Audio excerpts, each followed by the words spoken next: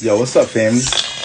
Oh shit, yo, what's going on, family? How we feeling? How we doing? It's late night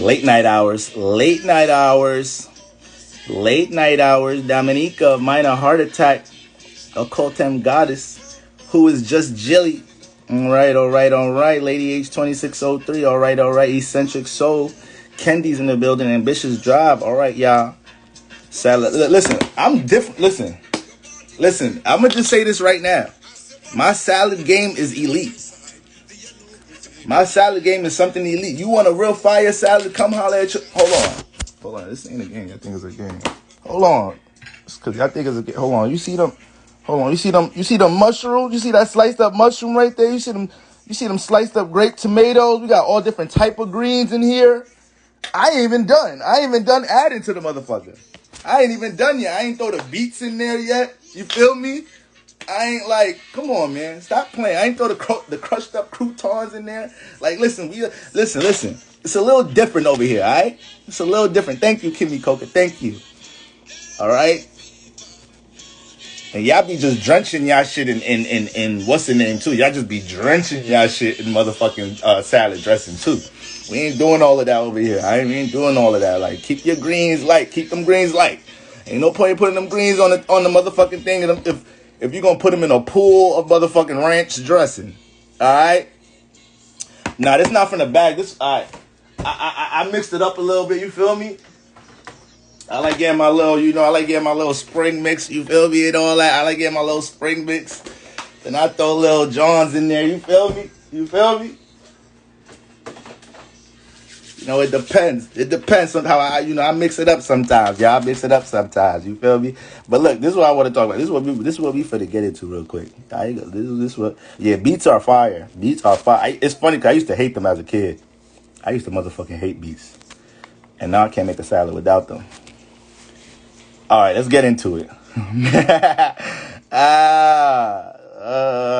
Okay, so I posted this. I knew there was gonna be some I knew some of y'all was gonna go brazy on this one. Like, all right, boy, I cannot fuck with that sign. I don't fuck with this sign. I already knew some of y'all was gonna go crazy. You feel me? I got the carrots in here. I am missing the cucumbers. The olive oil's on deck, though. You feel me? A little pink and lace or a little cayenne pepper. Y'all don't know about the cayenne pepper. Y'all don't know how much cayenne pepper do for the system. You feel me? But anyways, listen, we're going to do dietary astrology 101 another day. But look, y'all see the background post? Damn, I wish it was a little smaller. I feel like the comments is getting in the way. But look, I'm going to go ahead and walk y'all through my description of these pairings, all right? I'm going to walk y'all through this shit. Now, obviously, guys, we could find the Aries and Aquarius that hate each other. Obviously, we could find a Libra and Sag that want to kill each other right now. Obviously, we could find the Aries that got a Pisces on motherfucking, got a restraining order on the Pisces and shit. Pisces began, if I could look at stats and see the top 6 signs that got restraining orders in them, I know Aries and Pisces. I know Aries and Pisces is in the top 6. I know Aries and Pisces in the top 6 because the Aries in love don't know what the fuck to do with their life. An Aries in love will resent you. Like an Aries that's in love and you broke their heart. You gotta pray they not petty. Because they don't know how to deal with that love shit, right? A lot of signs don't know. Listen, we all human beings experiencing, learning about ourselves through relationships and shit. Some of us deal with connection, intimacy better than others. Some of us deal with probably structuring things in our lives better than others. Some of us are more intuitive than others, right? Some of us are more connected to the astral realm by default, and others got to build our relationship connecting to source. But when it comes to love, that's Aries. No. Nah. Forget it. All right, forget it. I'm a Leo, sun attracted Cap rising. I just love earth energy. I threw Leo and Cap up there? Okay, Leo and Cap. I knew okay. All right. My Pisces brother got a restraining order. Look. Look, man, look. So let me talk about this real quick.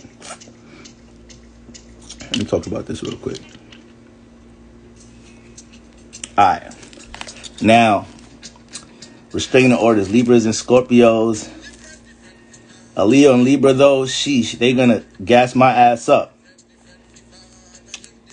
Alright, I'm gonna just run through it real quick. Now, Aries and Aquarius. Now, one thing about this pairing you gotta understand is that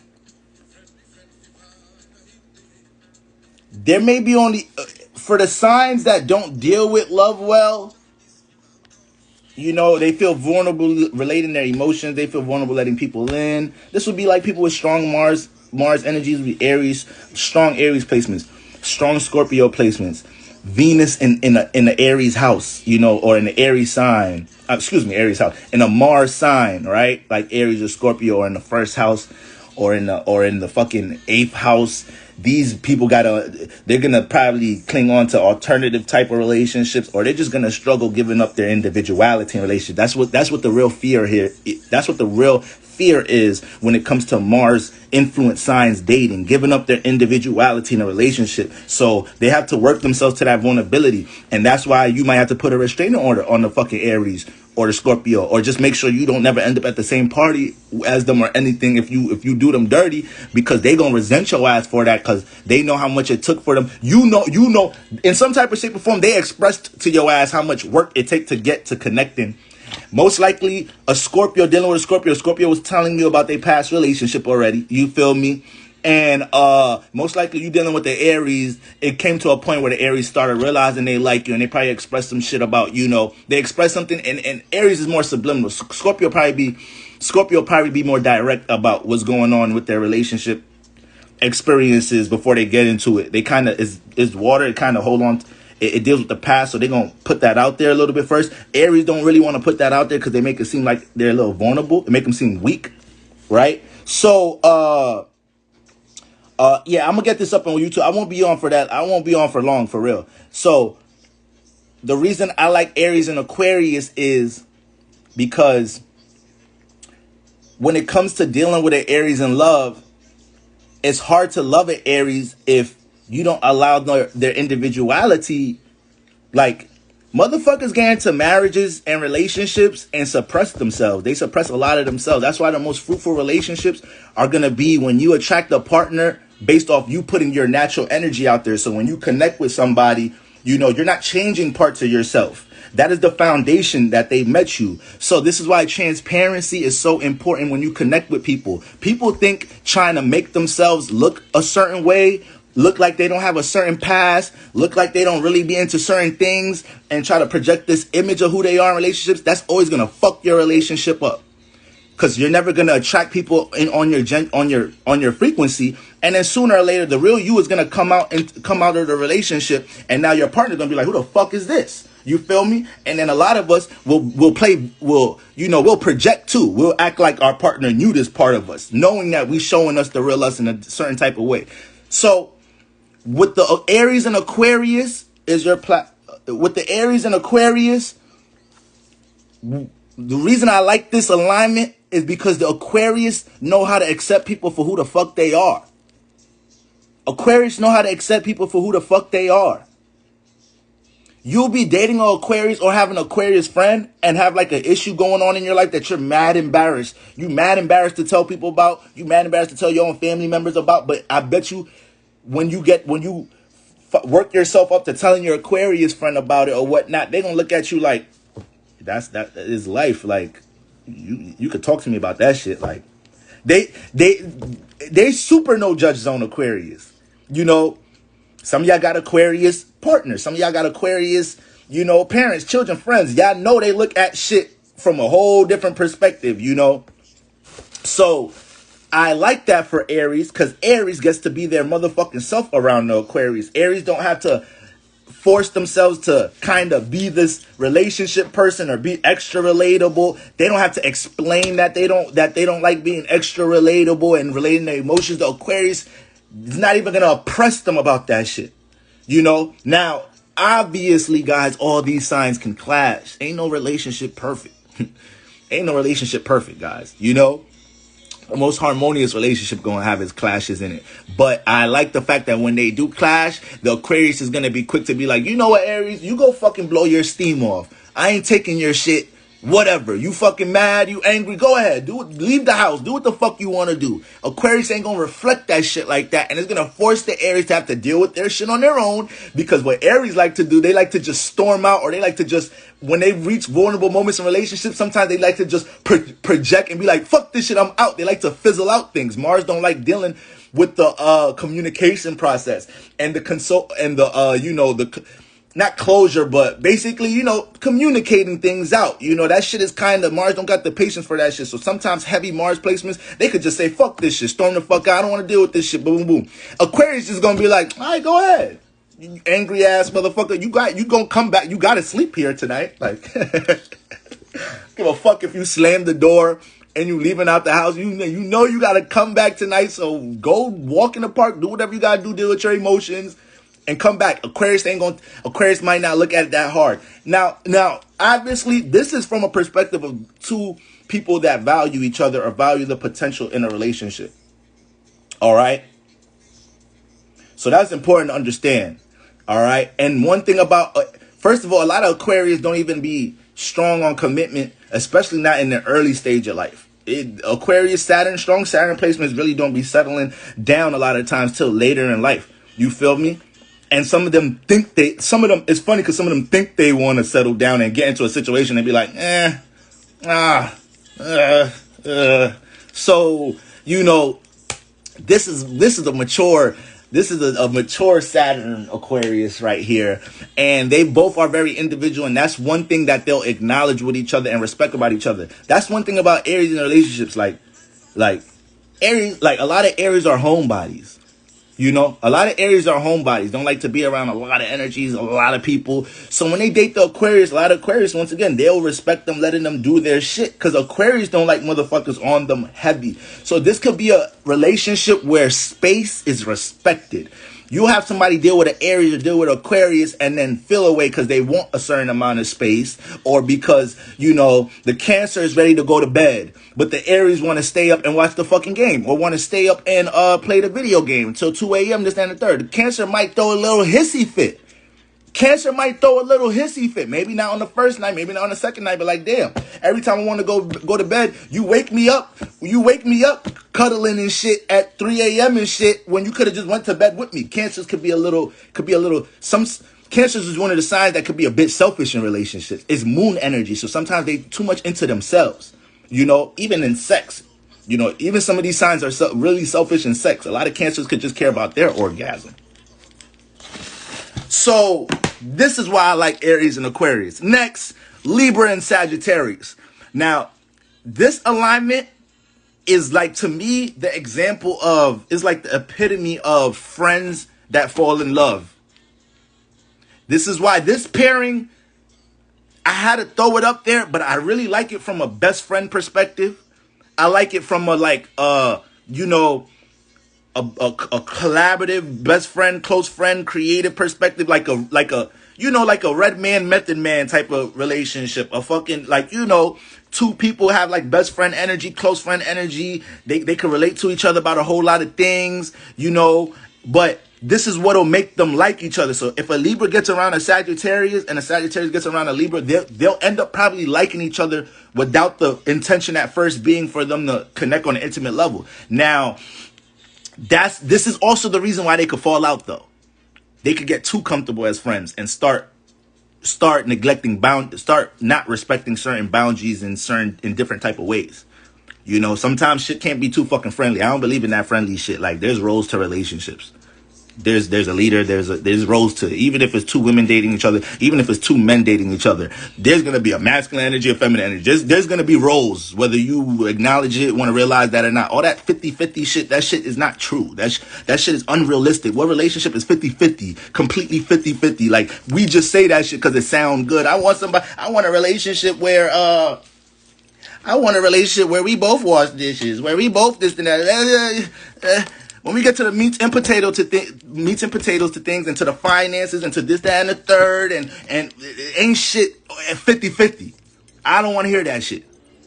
I don't want to hear that shit. You know, debate your mama. So when we look at the Libra and Sagittarius, they got to make sure when they get in the relationship, you know, in some type of shape or form, they continue to respect each other and they don't get too comfortable, because when you get too comfortable in relationships, this is when a lot of things start going left and motherfuckers start feeling like they can't, you know, show up for you the way they tried to show up for you on that first date, second date, not try to do the things that you like. You know, they don't keep these things. That's what keeps a lot of relationships healthy. When you act like you're still damn near in pursuit of your partner, when you act like, you know, you're constantly still trying to demonstrate to your partner how much you value them. Once you get a little too comfortable, it's like, motherfucker, it's just that motherfucker in the crib, this, that, and the third. That's when shit start falling apart and shit. And that's what can happen with Libra and Sag, because they can be way too fucking friendly. Sagittarius start talking about their exes and shit in front of the Libra and shit, because the Libra just thinks it's cool and the Libra not gonna make it a big deal, whatever. Libra like, oh yeah, you went through that with your last experience, and Sag just keep going on. Oh yeah, and when we used to have sex, this, that, and the third, and then this, that, and then Libra just sitting like, oh word, yeah, this is okay. You know, sooner or later, Libra gonna be like, all right, motherfucker, I don't give a fuck how that motherfucker dicks you down. I don't want to hear that shit. You too friendly with me. You too fucking comfortable, Sag. You feel me? That's what's gonna fuck shit up. But other than that, these really be two peas in a pod. They have strong friendship energy. They be friends that turn into lovers. I don't even think these two can stay friends a lot of the times. They just start falling for each other because there's too much openness and relatability.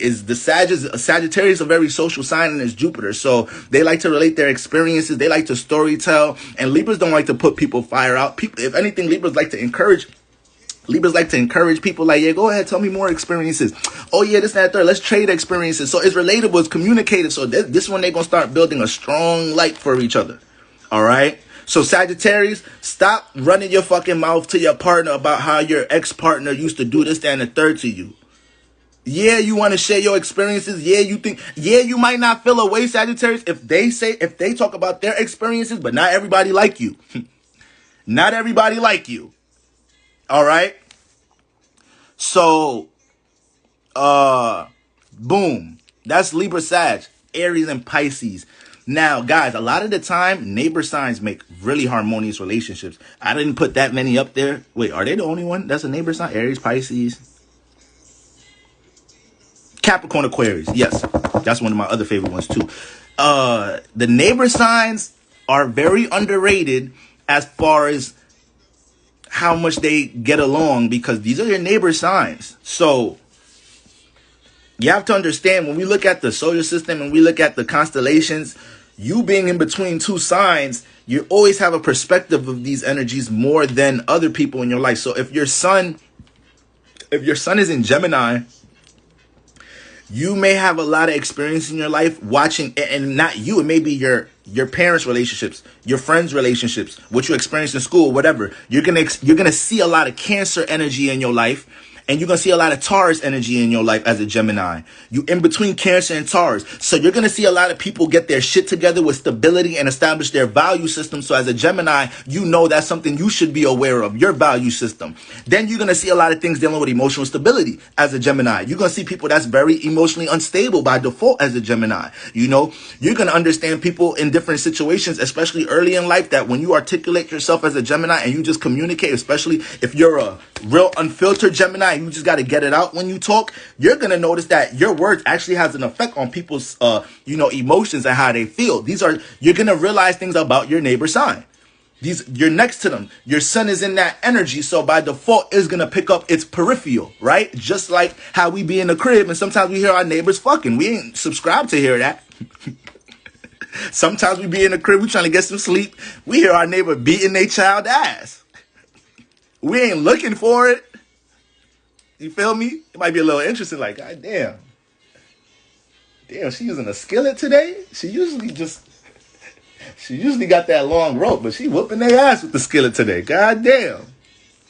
You feel me? You're going to see these things by default. So,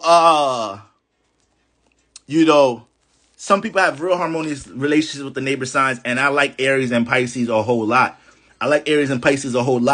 Pisces, and yes, of course, a lot of these alignments in my head, I already have who's the masculine, who's the feminine energy. So like for Aries and Aquarius, I'm looking at Aries as the man. To me, these alignments would work better if Aries is the man and Aquarius is the woman. Libra and Sag, if Libra is the man, Sag is the woman. Aries and Pisces, if Aries is the man, Pisces is the woman. You know, because a lot of the times the Aries woman, she gonna want a man to take charge. And you know, you can make your Aries woman kind of feel like she's in charge of a couple of things. You know, you just make her feel like it a little bit, but you got to make sure she know who the fuck is in charge. And with the Aries and a Pisces relationship, Pisces man might not be that assertive sometimes to keep the attention of an Aries woman. But if you kind of switch it over, because guys, our energies play out different from male and female. Y'all got to understand that. By default, if a Libra man is way different from a Libra woman. I ain't gonna say way different, but there's differences. You know, we gotta acknowledge these things. So these are things we could do series and videos about as well. But motherfucking Aries and Pisces, I like that situation from the Pisces being a woman, Aries being a man. But regardless, with that type of energy, once again, the Pisces. One thing about Pisces, they're quick learners. They're quick learners, and they are very understanding too. So just like how I was like, Aries need to date very understanding people. And a lot of Pisces deal with so much damage, motherfuckers, toxic motherfuckers that need healing, motherfuckers that needed to lean on them for emotional stability. By the time they get to the Aries, they're like, I done seen it all. I done seen it all. Your stubbornness and nonchalantness, emotionally unreserved ass, I'm equipped to deal with that shit. You know, so a lot of the times with that alignment, when Aries is in their individual bag, Pisces done learned them already, done understood that already, to the point Pisces know how to start filling in spots for them. Aries like to stay up to 2 o'clock, 3 o'clock, play video games. Pisces gonna start buying the video games they want. They gonna start, you know, doing certain things. Here's your 2 a.m. snack. I know you're gonna be up playing video games. Man, Pisces gonna learn. When Pisces want a relationship to work, I tell you one thing about a Pisces. When they want a relationship to work, they can exhaust themselves trying to make that shit work. You know, they can exhaust themselves trying to make that shit work. So a lot of Pisces, when they get out of a relationship that didn't go in their favor, somebody broke up with them, 9 out of 10 times when you ask them, all right, what did you do to try to save it? Bitch, I try to fucking everything. I kidnapped their favorite animal from the zoo, signed up for therapy. I did everything I could think about, you know? So I feel like with them being neighbor signs, and them also Aries and Pisces have a lot of similarities too, you know? Shit, in many cases, you know, Aries is the alpha, Pisces is the omega, but in many different cases, them bitches is right next to each other, so they could play out mad of the same type of energies, to the point Pisces come off like they the I am sometimes, like they the leader of the zodiac. Aries come off like they the conclusion. This is why Pisces have real strong energies to create things, and Aries can put an end to things a lot of times if you really think about it and realize that. All right, so that's what I like with the Aries and Pisces energy. And when Aries is valuing the relationship, Pisces is gonna love the assertiveness. When you give any type of confirmation, assertiveness, or you reciprocate any energy to a Pisces that is placing effort into a relationship, man, they don't love nothing more than that. They don't love nothing but, you know, knowing that the person they love them back. The person they value is putting effort into something. That leaves a Pisces going to fucking work happy as shit. All right. Next, Gemini and Sagittarius. Now, this is the only opposite up here. This is the only sister sign combination I put up here. All right. And out of all the sister sign combinations, these guys have, in my opinion, have the most harmonious relationship out of Aries and Libra, Taurus and Scorpio, Cancer and Capricorn. Even I like that one. I like that one too. I like that one, but they can clash hard, so I didn't throw that up there, but I like it when it's harmonious. OD. They be needing each other a lot of times. And that's how it is for the sister sign for the most part. It's your opposite energy. So a lot of times you're going to learn a whole much about yourself dating your opposite sign or somebody that has a lot of planets in your opposite energy. And when I look at, what's the name? When I look at, all them other, who else? I'm just Cancer, Capricorn, Leo, Aquarius. Gemini and Sag got the best relationship opposite sign wise, in my opinion. They both love to explore, experience. They're both really social. They both feed off of being able to relate to somebody, have somebody they can exchange energy with, conversation with, story tell experiences. They're both very curious signs. So they're going to do a lot of experimenting with each other, especially sexually. There may be some things that the Sag never did and the Gemini never did. Or, in one way or another, one of them going to open Pandora's box for the other. One way. Gemini's always trying to do some shit. Gemini's, listen, it's Gemini season. I shouldn't really get on y'all like this. It's y'all time to shine. But Gemini's, y'all be just wanting everybody to try all type of shit. Gemini's will have you try all type of shit. A lot of people's first time doing things was with a Gemini, Sun, Moon, Rising, Venus, and Gemini. No bullshit. Yo, you think, listen. Your first threesome, let me not get too explicit. But Geminis will have you like, you tried this before? Okay, you open-minded? Or they'll try some shit in the middle of sex just to see how you react and shit. You like, hey, don't be touching me there. I ain't tell you can do that, Gemini. Okay, I'm sorry. My Mercury got a little too curious. I got a little bit too much in the moment. Sorry, I just want to see how you was going to react. I was curious. Like, all right, I don't play that shit. All right, y'all fill in the blanks. So, you gotta be careful. You gotta be careful with them Geminis. You getting nasty with the Geminis, man. They gonna try some shit. They gonna bring some shit out. Bring some gadgets out their purse. Gemini. It'll be the first time you link a Gemini woman. She come to your crib with some shit with a vibrator in her bag. You like, what's that? It's like, I'm just spice something up. Just spice it up a little bit. I like using this while I'm getting head, or like. Why you hitting it from the back? I just, do my thing in the front. Like, you like, on the first link, Gemini woman? On the first link, Gemini woman, you couldn't wait to bring the toys. You couldn't just test drive this first sexual experience and then bring the toys out later. Now, not a Gemini. They'll come with it. They'll come with that shit. So, Gemini and Sag though, but yes, they both very fucking curious. So, the sense that the unpredictability is what'll keep this relationship sky high. That's the key here. The unpredictability. The Gemini not knowing what the fuck the Sag got up their sleeves, and the Sag not really being able to know what the Gemini got up the sleeve. That's what's going to keep things, because these signs need to be extremely stimulated.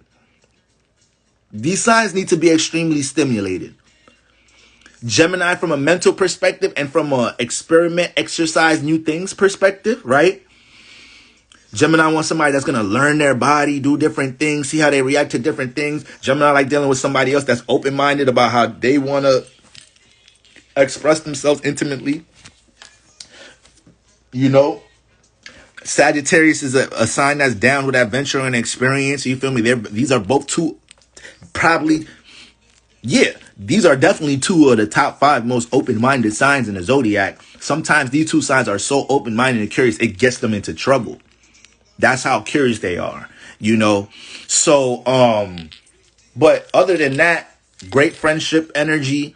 They're going to have their debates, though. They're going to have their debates because there's going to be times Gemini, a lot of Geminis act like they can't be taught shit. Very intelligent, but that'd be their Achilles heel. They do have a debilitation of Jupiter, and Sagittarius has a debilitation of Mercury. So you're going to have a Gemini that sometimes doesn't want to be taught certain things because they feel like they already have the knowledge or insight about something, right?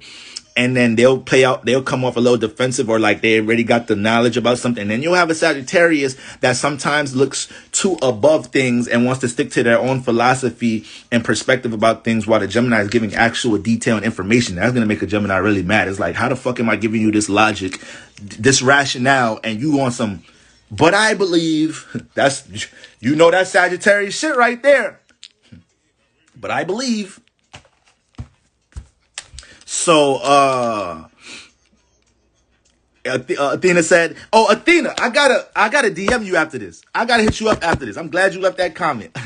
But yes, Sag be doing shit without them. They do.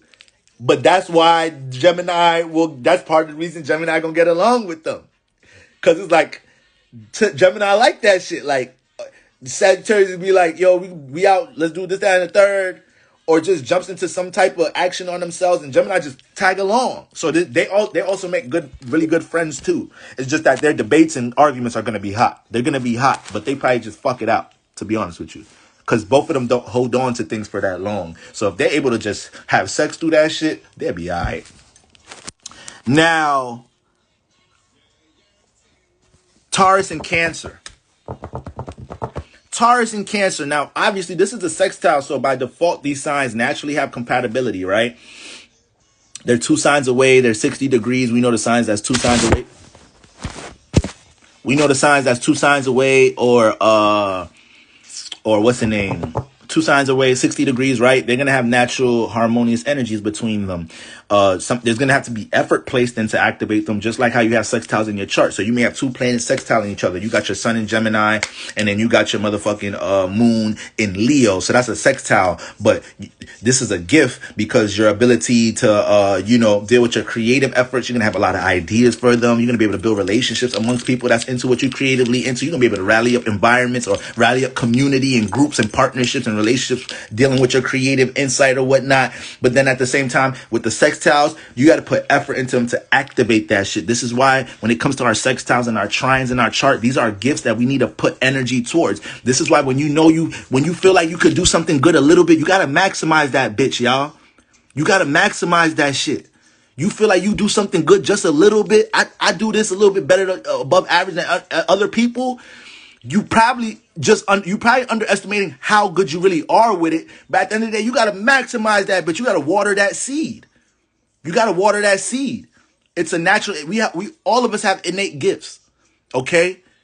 So y'all can't be saying, Boro, I don't know what to do for career. I don't know what to do with this, that, and the third. Do this. That one thing you good at, how far have you took that shit? So many people say you good at it. You know you good at it. You ain't maximized that though. You want some other miraculous opportunity to fall on your lap. No, take that thing you good at and drive that shit to the fucking wheels fall the fuck off. Okay? So back to SYNASTRY, all right? When we looking at 2 sides, when we looking at the Taurus and Cancer, this is what I like about them. Taurus don't like dealing with wishy-washy situations. They like getting into situations that feel secure. This is why they're going to take their time when they're dating a lot of the times, because they kind of long-term minded when it comes to relationships or connecting to something they see potential in, right? So they're going to take their time watering the situation. So when it starts to grow, the foundation is good. They're planted in it. They don't feel like they got to change a lot of things in their relationships. All right. That's how you know a cancer person start liking you when they start doing shit like leaving shit in your crib and shit. When a cancer girl start leaving shit in your crib, she bring her little bag. You know that little bag you pack when you stay over somebody's crib? That little bag?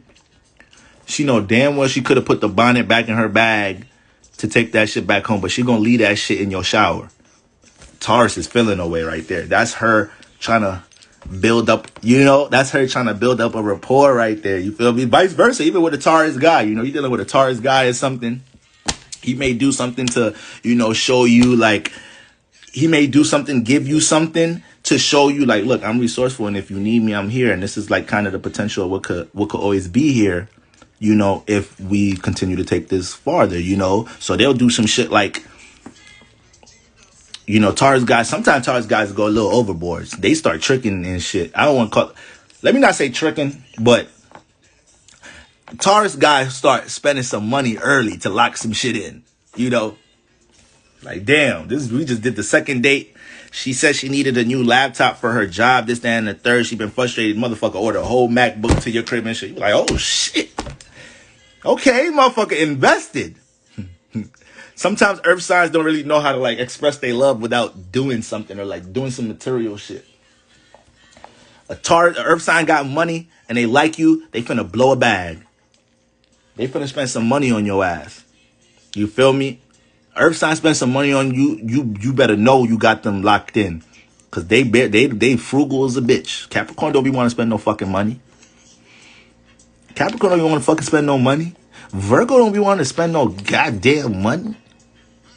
Taurus, they givers. Taurus is different. They givers. Got that Venus energy. Got the moon energy. So they want everybody in the surroundings to feel good. Like Taurus don't feel good if they in the crib, you know, eating, stripping lobster, everybody else making PB&J sandwiches. That don't make a Taurus feel good. Capricorn won't give a fuck though. Hey yo. Fucking stingy bastards. Yes, I'm talking to y'all Capricorns. So you know, Capricorn be in that motherfucker like, what? Y'all niggas what? What? Man, this motherfucker good. Damn, they start putting croutons in the salad now? Damn, I didn't know they start putting croutons in the salad. Everybody in that bitch eating peanut butter sandwiches, drinking water. Capricorn in the corner talking about, they put garlic croutons in this month? Goddamn. Ruby Tuesday stuffing they salads the fuck up. Just rubbing it in motherfuckers' faces like, you not about to share? Bitch ass nigga. So, you know, Capricorn's gonna trick on the budget. Nah, dead ass though, nah. But no funny shit. Earth signs is Earth. So, you know, sometimes they're gonna give things to show how they love you, or they like you, or they're invested, or they're gonna do something that from a realistic point of view to help you, you know, with like real life situations in your life. You know, a Earth sign, if you're the type of person that probably like, let's say you be tricking. Let's say everybody you date, you ready to spend money on them. You know, dealing with an Earth sign, if you just buying superficial shit for them, they may like that, but they may be like, I really could get my credit repaired. Like, you really could help me out with this light bill. Like, they gonna want you to put money towards some shit that really means some shit. It's like, damn, these J's is nice. Like, these red bottoms is nice. That's 50, it's $1,200 on red bottoms. That's my whole mortgage right there. Let me see if I can sell these motherfuckers without this motherfucker finding out. When they ask me what happened to them, I'm going to just tell them, my friend robbed me or I lost them bitches or something. You feel me? This $1,200. That this 3 months, this $1,200. It's 3 light bills. Come on. So Capricorn, especially if you're dealing with a Capricorn, Taurus, Virgo, and they really like, they really trying to build some shit in their life. Like they striving to do something. One of them striving to be an artist. One of them striving to be, you know, something. Like, help them with that. Help them with that. You feel me? Fire signs and the Taurus might like some superficial shit. I ain't gonna lie, the Taurus might really like that shit. Taurus might really like that shit. You feel 1,200? You feel 1,200? It's 3 light bills. Shit, I live in New York. That's 2. That's 2. But anyways, so yeah, with the Taurus and the Cancer, for one, these people like to settle into their relationships for the most part.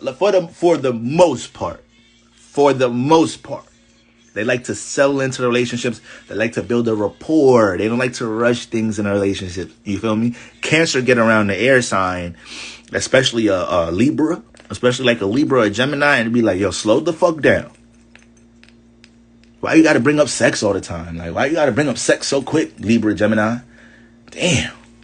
Whole time Cancer want to fuck the shit out the Libra and Gemini, but you bringing that shit in conversation, you don't have no modest energy, and you can't let things flow a little bit. You flirting a little too sexually. Cancer gonna be like, yo, damn, let the pussy come to you. You doing too much. Making me uncomfortable. Feel like you pressuring me into doing something right now. I'm telling you, that's the Cancer. Y'all better write this down. Y'all better write this down, because right now some of y'all doing some shit in y'all relationships like this, and you dating a Cancer, and you trying to get on a Cancer good side, and you don't realize you forcing shit. Cancer gonna give you everything if you let it rock, if you let it flow. Y'all gotta understand, if somebody's already talking to you in the first place, they already got it in their mind they want to fuck with you. It really comes down to if you gonna fuck it up. If somebody give you their number, this and that, y'all already talking, building a rapport, they can see it going somewhere. It's up to you to fuck shit up. All right, air signs. Some air signs, y'all need to shut the fuck up sometimes. All right, be fucking shit up. I was talking to somebody the other day, and they were talking about how they were dealing with this Libra person, and the Libra person was just trying to act too cool for school. I was like, I know, they just feel like they gotta communicate, say something, and sometimes they don't know how to shut the fuck up. So, You know, if I never Taurus or Cancer again, it's too soon. So yeah, both of these signs are gonna allow each other to build a rapport. They both have moon energy. You understand that? They both, the moon rules Cancer. The moon is exalted in Taurus. So, you know, they both have real strong nurturing energies, and they both like to build comfort zones. So this is what makes this the sextile. No, we do have other sextile pairings up there, but this is what makes this one of the sextiles I had to throw up there. The Taurus is going to appreciate the Cancer trying to build a comfort zone. The Cancer is going to appreciate that shit too. And, you know, and then you got the earth and water influence. So, you know, the things that the Taurus could be tense about, you know, earth signs, we be needing masseuses and shit, be too tense and too dry and stiff about shit. Cancers can help ease that shit. You know? So, I really like that pair. It brings a strong emotional understanding, a strong subconscious understanding. You know, the Taurus is going to be able to play a position for the Cancer. When the Cancer is feeling a little bit unstable, you know, the Taurus can be real uncomfortable, and it'll make, and the environment that the Taurus will build for each other is really vice versa. The environment they'll build for each other, they'll build an environment where they'll make both each other feel like there's nothing to rush. There's no pressure. You can take your time processing your energies in my space. That's how they fall in love here. That's how the fuck they fall in love here. You feel me? Now,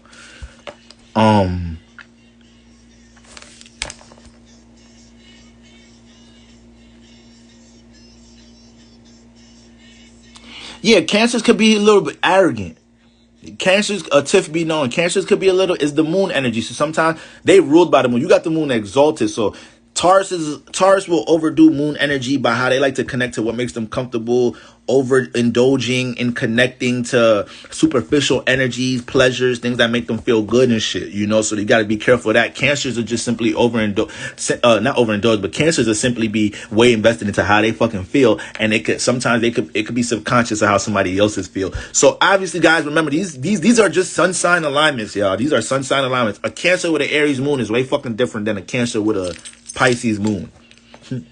I'm just talking about suns right now, all right? But come off rude as fuck, and my Taurus won't let it slide. Yeah, Taurus. I know y'all Taurus don't be having that shit. Taurus don't be letting that shit rock. Athena said Taurus will wait for Cancer forever. It's gonna be that potential of a comfort zone. They may feel like they're not gonna be able to develop with somebody else. It's that connection to that moon energy, I'm telling you. All right, boom. Capricorn woman with Libra man, underrated match. Okay, all right. Cardinal signs coming together. Okay, so that's Taurus and Cancer. Scorpio and Virgo.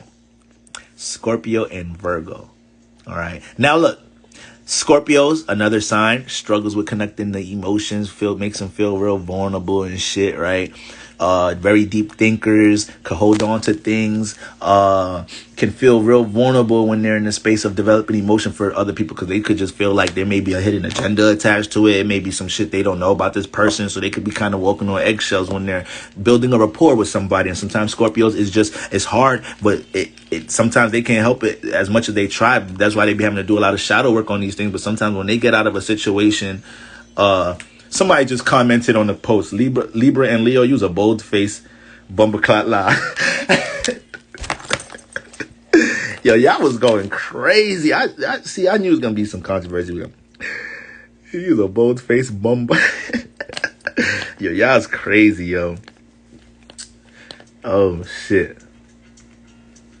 So yeah, Scorpio's some deep ass individuals, right? And what's one thing a lot of Scorpios feel? Misunderstood. This is where Virgo come in. Another sign that places effort in learning their partner, learning what their partner likes, learning what makes their partner feel uncomfortable, learning their partner's favorite fucking shows, learning that they like to wear their black socks to work on Monday and the white socks to work in the weekends. Virgo gonna know all of that shit, knowing that when it touches you here, this is what makes you orgasm. It's Mercury energy. And the earth element to their archetype makes them want to use their ideas, perspectives, and details to establish a foundation. All right. So we know Virgos they place ultimate service when they're devoted to a relationship, devoted to making a relationship work. This is what makes the Scorpio start to feel way more comfortable to relate the feelings and emotions. It's like, oh shit, somebody's really fucking invested in learning me. Somebody's really fucking invested in, understanding the depth to me, or understanding the different parts of me, even though I don't understand my own goddamn fucking emotions and shit. Somebody's willing to really understand that shit.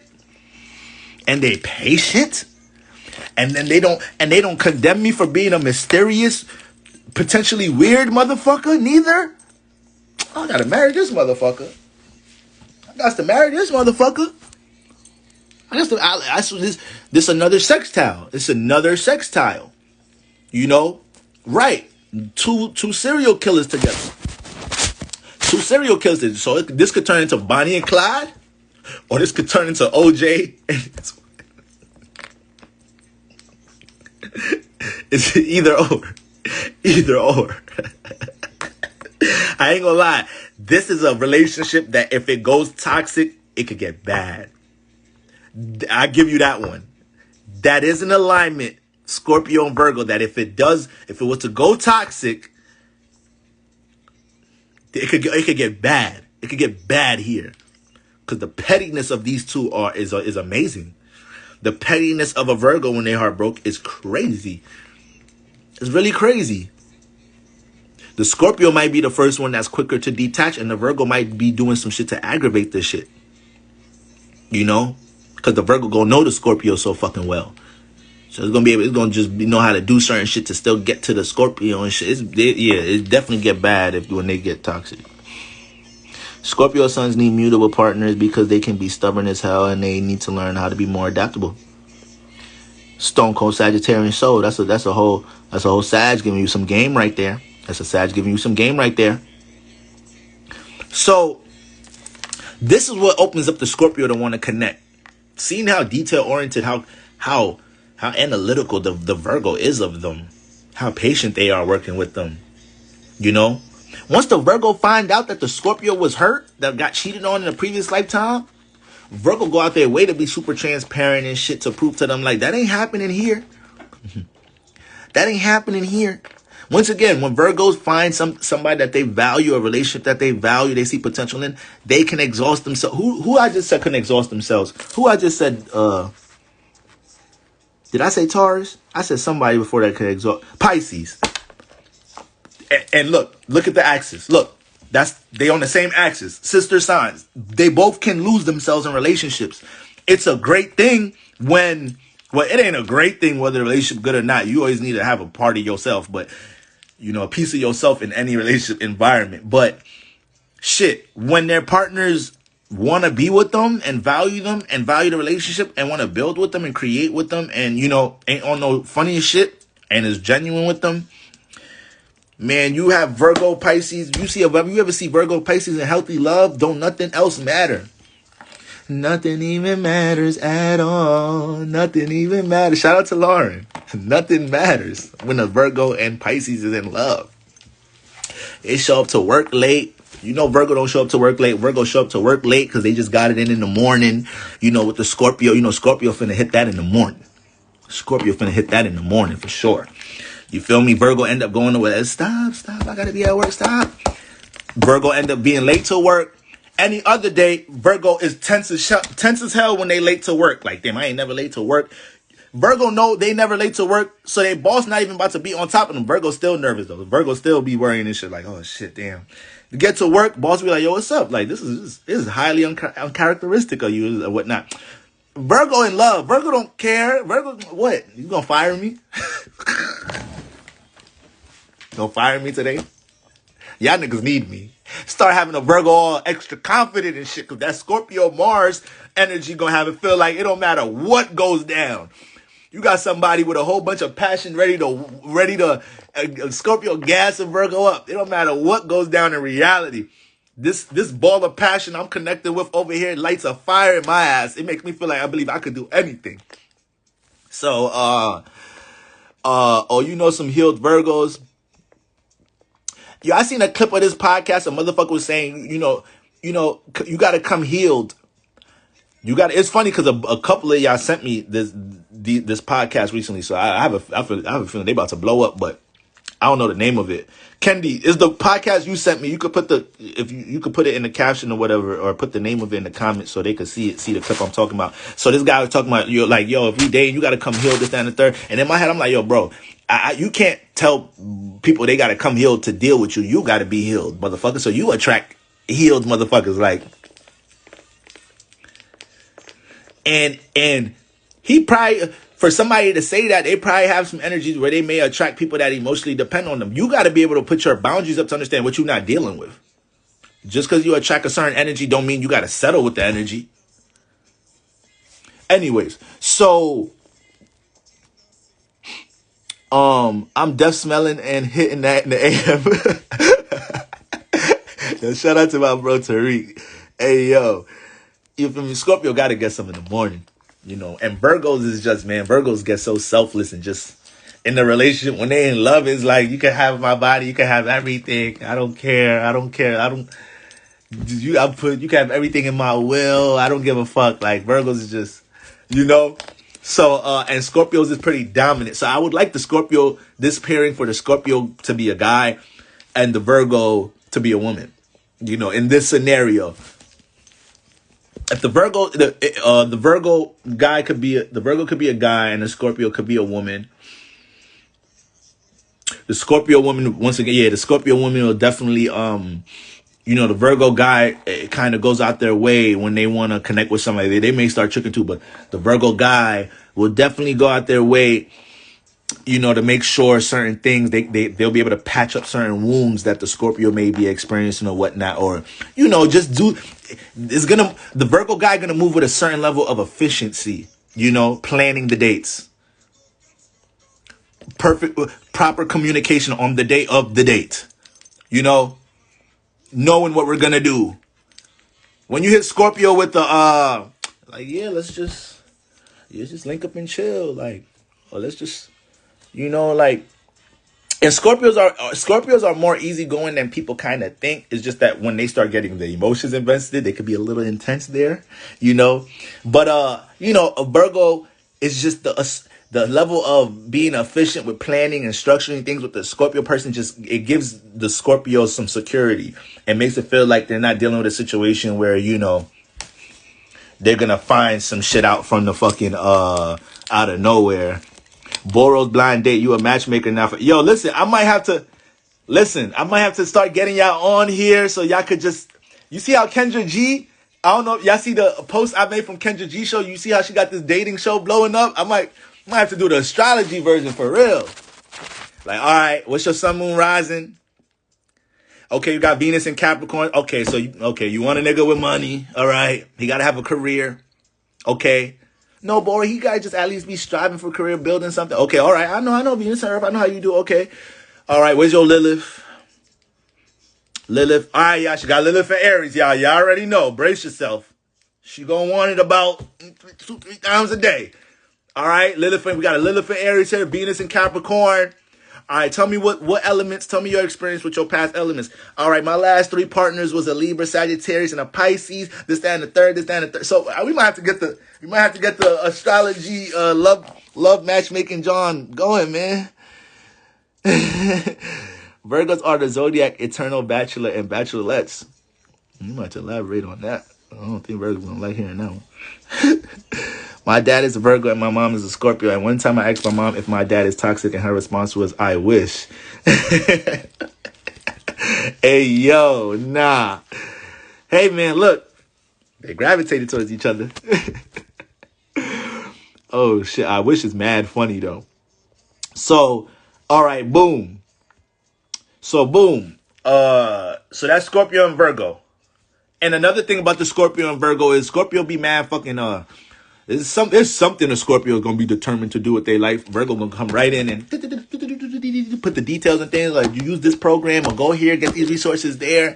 Man, Scorpio going to start, once Mars start feeling like somebody's helping it out on a mission. First of all, Mars is going to be on something like, who the fuck is you? Even if you helping Mars out, you're like, who the fuck is you?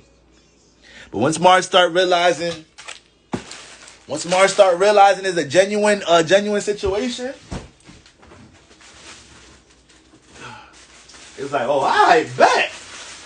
I got a nurse's aide while I'm on the battlefield. You feel me? I got a nurse's aide while I'm in the battlefield. You feel me? Got the medical ladies on deck. Like I'm telling you. Lilith and Taurus, Venus and Scorpio, you nasty. You nasty. You overindulgent. You be overindulgent, don't you? All right, let me not drag you. I ain't gonna drag you. I'm sorry. My bad. I apologize. Now, all right, it's 12 o'clock. Let's make this quick. Leo and Libra. All right, we at the end now. Leo and Libra. Now, this might be just like, this is going to be similar to Gemini and Sag. Strong friendship energy. Strong ass friendship energy. They're going to flirt each other's pants off before they do anything. I mean, they going to damn near already had sex. They just got to fill in the physical part of it. But mentally, spiritually, they fucking the shit out of each other the way they finna connect and flirt and mentally engage and before they even get to it. You know, so the Libra and the Leo is the sun, and you know, they like the attention, right? They like the attention. They like somebody. It ain't even so much about, well, yes it is. Tell the truth, Boro. Yes, they do like attention, but it's also Leos loving somebody pursuing them. All right? They like the pursuit. You know, that phrase, I like the chasing shit. Leo said that shit. So Libras, listen, a Libra that want somebody, they're not that prideful to not pursue it. If anything, to a Libra, it's a challenge. It's like, you think I can't charm you? You think I can't make you head over heels for me? So this is where things start to, you know, really take off here. Leo like the pursuit. Libra, you feel me? It takes it as a challenge. You know, like, you gonna like me. You gonna love me. Fuck is you talking about? You feel me? You gonna like me way more than all them other exes that you've been with, this, that, and the third. Whether it's a Libra man or a woman, a Libra woman gonna jump into her seductive ass bag, you know. Gonna try to jump into her seductive bag and shit. Drop a couple selfies, morning selfies on a nigga, you know. I'm telling you, when a Libra woman wants some shit, she jump into some, you think she Lilith. And jump into some seductive ass energies, you know. They gonna try to do what they gotta do to lock it down, because in their head, it's Venus. It's like, I'm the charm. Like it's not Mars energy, but it kind of get competitive within love. When dealing with love, you know, it's like, it competitive in the sense is like, ain't nobody gonna make you feel good the way I do. I'm Venus. Like, ain't nobody finna like charm you and know how to touch you here and there and say the things you love to hear about yourself. Leos won't get enough of that shit. Leos won't get enough of a Libra charming them and complimenting them and, baby, that dress, you doing that. God damn, what color can't you do, baby? Damn, that's my girl. Shit. Bring your ass over here. Sexy ass. You my little yeah. Stop playing with me. Woo, Leo love that shit right there, boy, I tell you. Leo love that shit right there. Leo love that shit right there. Almost married a Libra from dating, no sex. And I'm not even trying to brag because I'm a Libra. I swear I'm not trying to brag, but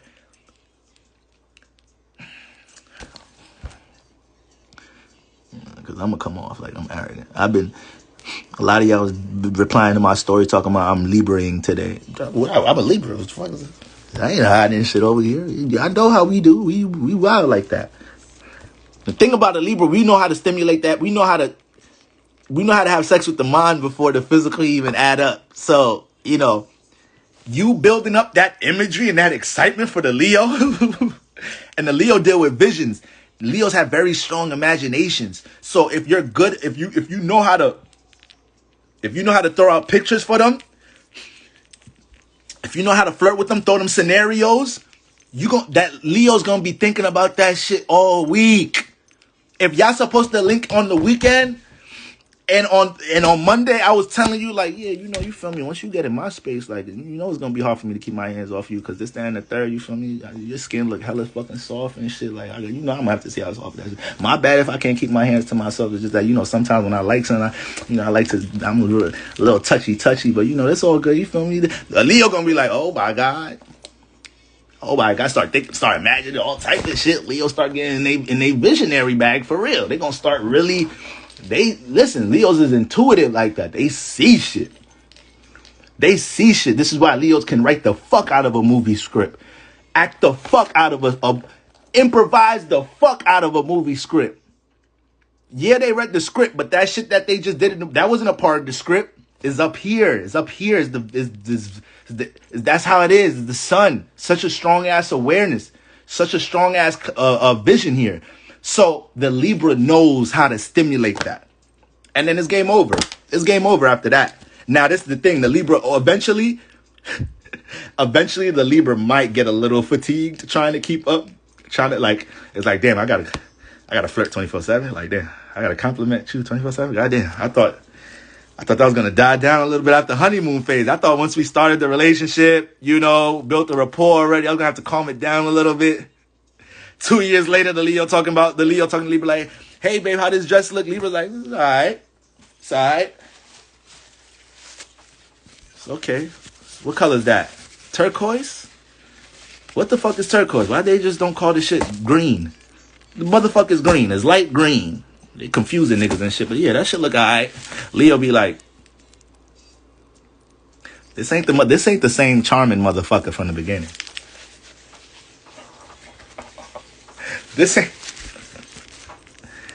I don't feel the same type of light from this motherfucker. Leo start feeling the difference.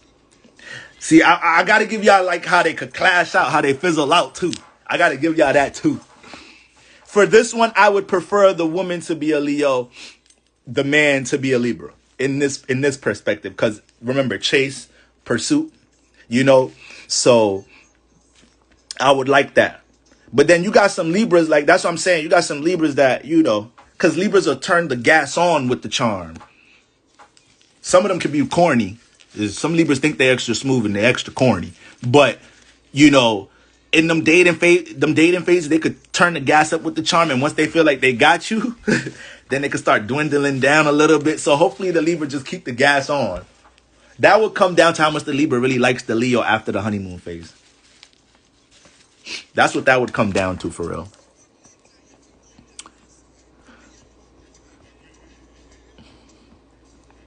Okay. So that's Leo Libra. Now Leo. Now Leo. All right. I'm not big on same sun sign relationships because it's too much energy in one place. You got the sun that represents your ego, your awareness, how you see things. And now you're dating somebody regardless of the sign. And then now you're dating somebody and you got the sun in the same place. So it's very compatible because you guys are going to understand a lot about each other because you're paying attention to a lot of the same things. You got the same awareness. You're going to correlate with taking some of the same action with things. But there's going to be times where it's like, it's going to be times where one of them is going to want the other one to see what they seen. And the other one's like, no. You're going to have to see it my way. So this is why I'm not that big on the same sun sign relationships. It could be real fun. They could be very fun. I tell you that shit. They'll be very fun. All right. But I'm going to tell y'all why I like this one. Because they're going to validate the fuck out of each other. All right. One thing about Leo, I say this all the time, a lot of times with Leo, they are big on trophy energy. A Leo guy loves knowing he has a chick that mad niggas want. A Leo woman loves knowing she has a guy that is a lot of women want to be with. They both have that, whether they admit it or not. A Leo person don't like, I'm telling y'all, is whether they admit it or not. A Leo woman could get with a guy, and if her friends is like, you could do better, but you said he's a good guy. He has a good career, right? Yeah, like, That'll make the Leo woman start second guessing this motherfucker. Like, wait, this nigga ain't the shit to y'all? I thought he was more handsome than that. I thought y'all gonna have a different reaction than that. You feel me? That it could sound shallow. It could we being real. We being real. You know, it plays out like that a lot of the times. And they could keep a strong sense of excitement here too. It could be a strong sense of Jennifer Lopez, Ben Affleck. They fucking can't stay away from each other. Why? Because when J-Lo deals with other motherfuckers, she thinks about the excitement she has with Ben Affleck, how upbeat the relationship may be. The fact that, see, Leos are very lively signs. They live life. They don't like being around dull people. A lot of them don't like being around niggas like me, homebodies. Like, oh, we'll go to the zoo tomorrow. I want to sleep in. Or like, I'm gonna cancel. Like, yo, let's just order food in. We could go out next. Leos, they out. They not doing that. They're not doing that. Like, yo, we don't have no fucking fun, motherfucker. It be sleeping in, motherfucker. Don't be planning nothing. Don't be like, we don't be. Damn, that Leos is not staying in a relationship with that bullshit. He's not staying in a relationship with that bullshit. So a lot of the times, two Leos, they could keep the light on each other. They could keep the light on each other. You know, they could always have an energy to connect to that makes the relationship upbeat in the worst of times. You know, so that's a big thing there with Leo. That's why that's the same sun sign that I like to put up there. You know, at times Leos is almost like they're that intense as far as the energy that they like to receive to the partner, that sometimes it takes them to deal with their energy to equalize it. So it's not even saying that the female Leo needs a male Leo, so the male Leo can always put the attention on. It could turn out to a situation where where a Leo dating a Leo will make a Leo realize how they be overdoing it with wanting attention. So it's a very subconscious thing. You connect with a Leo, you know, spiritually, even if you ain't into astrology, I share the same energies. And then you have this Leo that, you know, they validate the let's say is a male, right? The male Leo validates their female Leo, always telling their female Leo they look good, this, that, and the third, this, that, and the third. But, you know, something about when that person that's a Leo expresses either how much they're not gonna, you know, be head over heels telling you this, that, and the third. And when they have moments being real with them about certain things in a certain way, that may be the only type of person that can humble a Leo woman's opinion and be like, damn. And it starts making them respect each other some more. Leo woman might not respect another sign that not trying to, like, you know, not trying to validate them like that. Sometimes Aquarius is good with the opposite sign. Sometimes a Leo could date an Aquarius, and Aquarius could not reflect their energy, and then for some reason Leo finds that intriguing with them. But not every sign could get away with that shit with a Leo for some reason. I don't know what the fuck it is, but I know Leos could be that person to help the Leo understand, like, yo, it ain't all about fucking you and what you see. All right? Now, if that Leo man could put his foot down with her like that, but still be entertaining, but still keep a upbeat, excited vibe to the relationship, that'll keep the Leo woman there. I promise you. I promise you. So if we had to rank all of these, this one would probably be towards the bottom. All right? But I still really like it. For those reasons. I still really like it.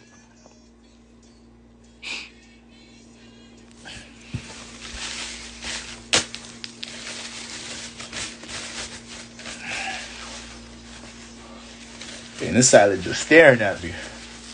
Man, you gonna eat me, nigga? Okay.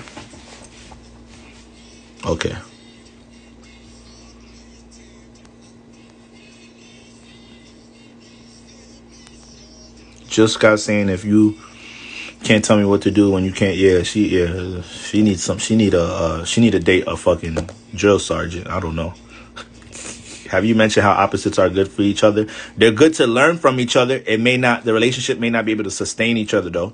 So, Now, I don't want to be chewing and shit. I was going to bust this bitch down in front of y'all, but I'm like, let me just knock this out first.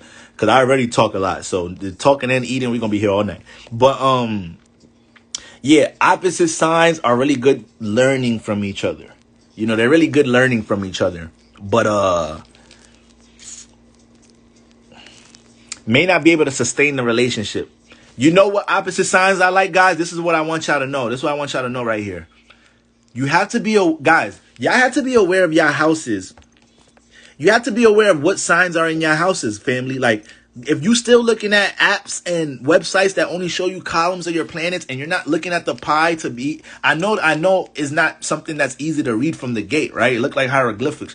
But if you can at least see the pie and see that you got Aries in this house over here, because when you meet people, you'll know that their sun falls into that house. So when we talk about opposite signs, I'm not big on the opposite sun signs together all the time because it's hard to find a medium with these relationships. It's extreme highs, extreme lows, extreme highs, extreme lows. You know, I'm a Libra.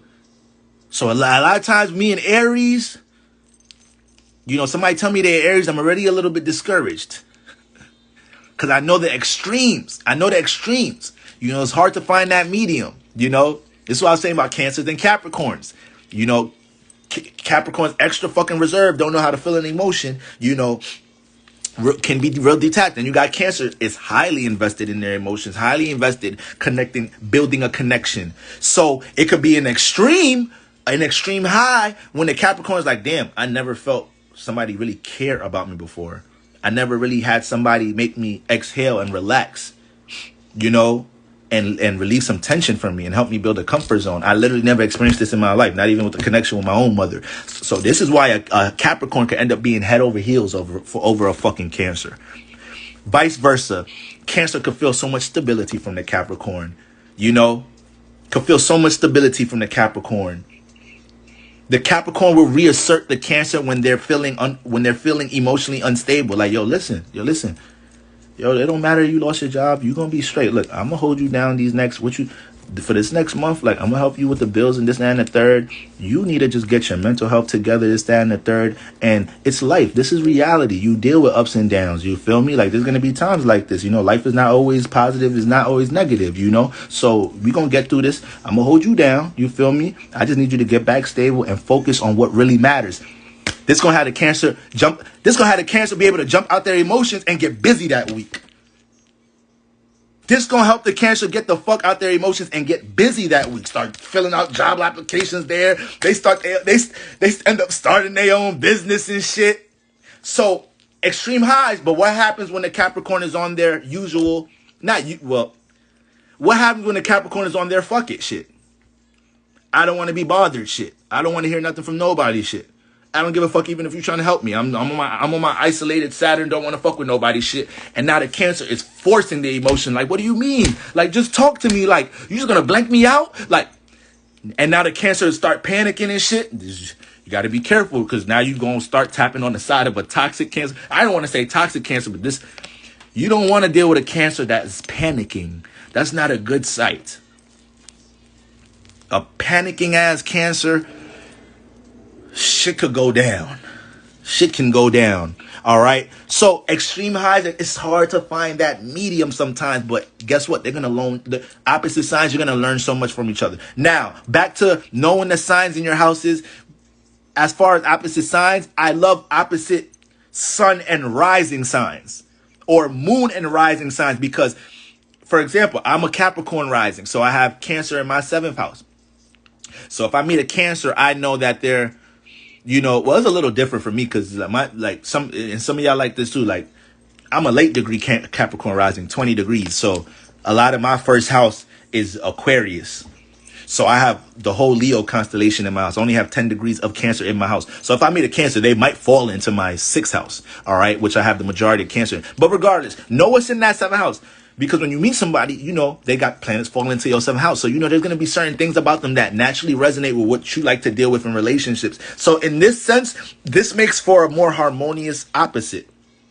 So, you know, once again, like I'm a Capricorn rising. If I meet a Cancer, their sun falls into the 7th house. I know that their awareness is going to gravitate towards how I like my relationship standards a lot of the time. But it's still opposite. It's opposite to my personality. But it's in my 7th house, though. So that's what makes it harmonious. When it's just opposite sun signs, sometimes it's too much of a clash. It's too much energy. It's too much light together.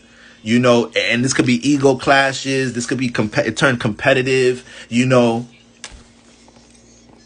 Yeah, I fuck straight. I don't even know what. Retrograde. I can't even form sentences right. Yeah, I fuck with Placidus. Damn, can't even get my fucking words out. I got a Cancer moon. I love Cancer moons. I love y'all Cancer moons, man.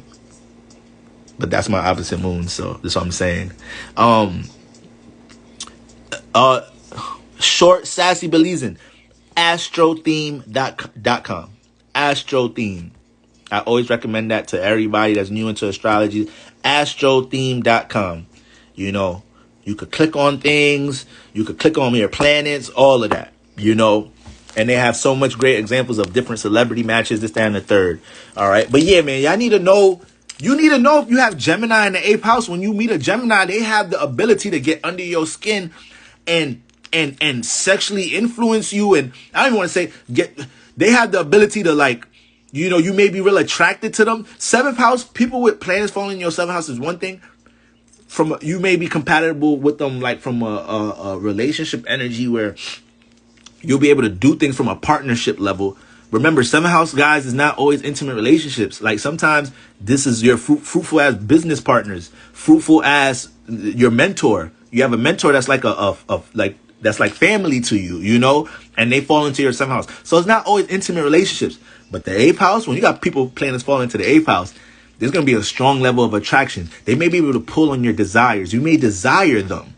So you need to know if you got Gemini in the 8th house. When you meet a Gemini, they have the capability to activate that 8th house. You need to know if you got Taurus in the 5th house. You meet a Taurus, they have the ability, you know, to really connect to the things that make you feel lively, make you feel fun, and could potentially start making you feel enticed to do some things. All right. So you need to know what planets, what is where, you know. I attract a whole bunch of Aquarius in my life.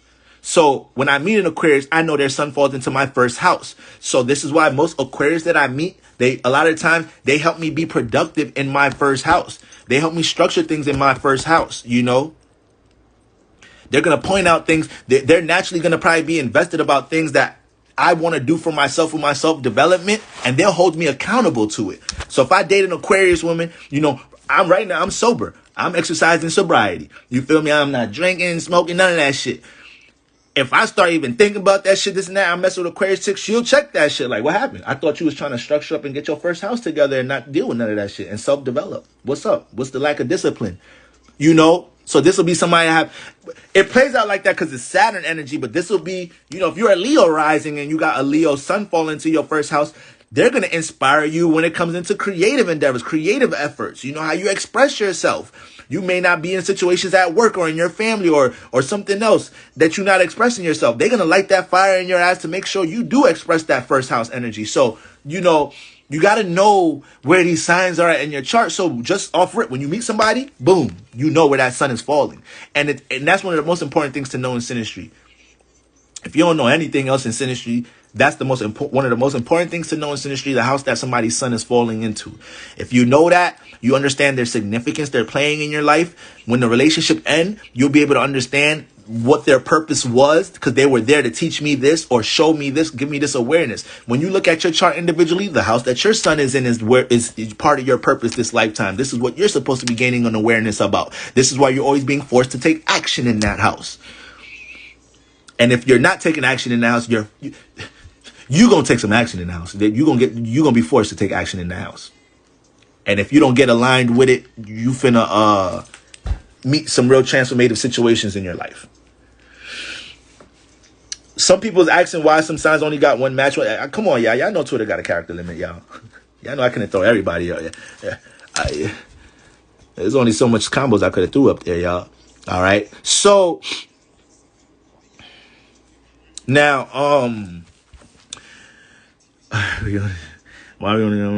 okay. So That's Leo. Now, who the fuck? Capricorn, Aquarius. Now, this is another neighbor sign type of energy, right? These are two neighbor signs. And what I like about this energy is, you know, a lot of the time, some of the most harmonious relationships in the zodiac are going to be you dating the other sign of, the other side of your planet. So this is a Aries dating a Scorpio, a Taurus dating a fucking Libra, both ruled by Venus, a Virgo dating a Gemini, both ruled by Mercury, you know, Pisces dating a Sag, both ruled by Jupiter, and Capricorn dating Aquarius, both ruled by Saturn, you know. So it's basically you guys are from the same place, just a different part, you know, it's from the same country, just a different state, you know. And when y'all come together, y'all get to teach each other about these two different parts. So you got Capricorn, that's the feminine side of Saturn, and you got Aquarius as the masculine side of Saturn. So obviously with this couple, I would like the Aquarius, which is the masculine energy, to be the man, and I'd like the Capricorn to be the woman. Okay. And in this type of energy, you know, when we look at Capricorn, Aquarius energy, 10th house, 11th house energy, Capricorn organizes and structures. Aquarius pushes out what's being structured and organized. It relates it. It communicates it.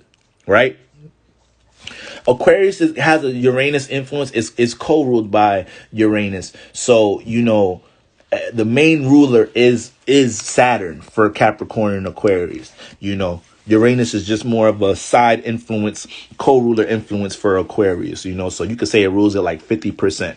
Okay, once again, guys, when we look at them outer planets, Neptune, Uranus, Pluto, these planets like used to be the sun. Like they're old. They're old as fuck. Like they're old as shit. All right. When we talking about all these other ancient civilizations, I was reading astrology. That was their sun, Pluto, Uranus. So right now, you know, the way that they're moving out of this solar system and whatnot, that's why they don't consider Pluto a planet, because it's distance out of this solar system. Like these planets is old as fuck. They tired of us. They tired of this shit. All right, y'all. So, how do I feel about Sun conjunct Moon? That's one of the most harmonious placements in SYNASTRY. You know, and it's funny. I never really dealt with a Capricorn chick before. I mean, I'm sure I did. I just didn't know she was a Capricorn, but I dealt with a bunch of Libra moons. I know that much. But anyway, so why you don't have it so we can't buy badges? I don't know. Do I got to turn it on, or you got to be eligible for it? I thought you got to be like eligible. I should Google how to do that shit. I'm going to Google it after this. But, okay. Capricorn, Aquarius, neighbor signs, y'all. Neighbor signs, and they're both sides of Saturn. So once again, the Capricorn organizes it and structures it. The Aquarius helps relate it, push it out, right? Helps Capricorn understand how to take action on it. And they both give each other what they need. A lot of times the Capricorn is the best. Why do we call Capricorn the blueprint? Why do we call them the blueprint? Because if you come to a Capricorn with a plan, if your plan has holes in them, they're going to be able to see where the holes is at and help you structure your plan and it be stronger. This is why a lot of Capricorns are able to be like business sharks and be like managers that take advantage of artists and shit, like Birdmans and shit. This is why Capricorns can be this individual, because if you come with them to the plan or the contract half-assed, they gonna see where the fuck the shit is half-assed at.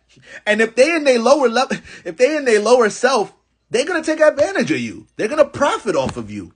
You should have came with a more structured contract. You the one that came to me with the contract. It's not my fault. I saw where this shit was fucked, you know? But obviously a Capricorn in their higher self would be like, yo, bro, we bros. Before we get into this deal, I'm not gonna, you know how much percentage your royalties was gonna give me, bro? Like, bro, let's get this rewritten, this, that, and the third. You gotta put that, this, that, and the third, because later on in the music business, this, that, boom, boom. This is what Capricorn do. That's the blueprint. They help bring structure. They help bring stability. They help organize. Capricorn ain't really the motherfucker on the construction site with the bulldozer and shit. They the nigga walking around with the fucking... Oh, yeah.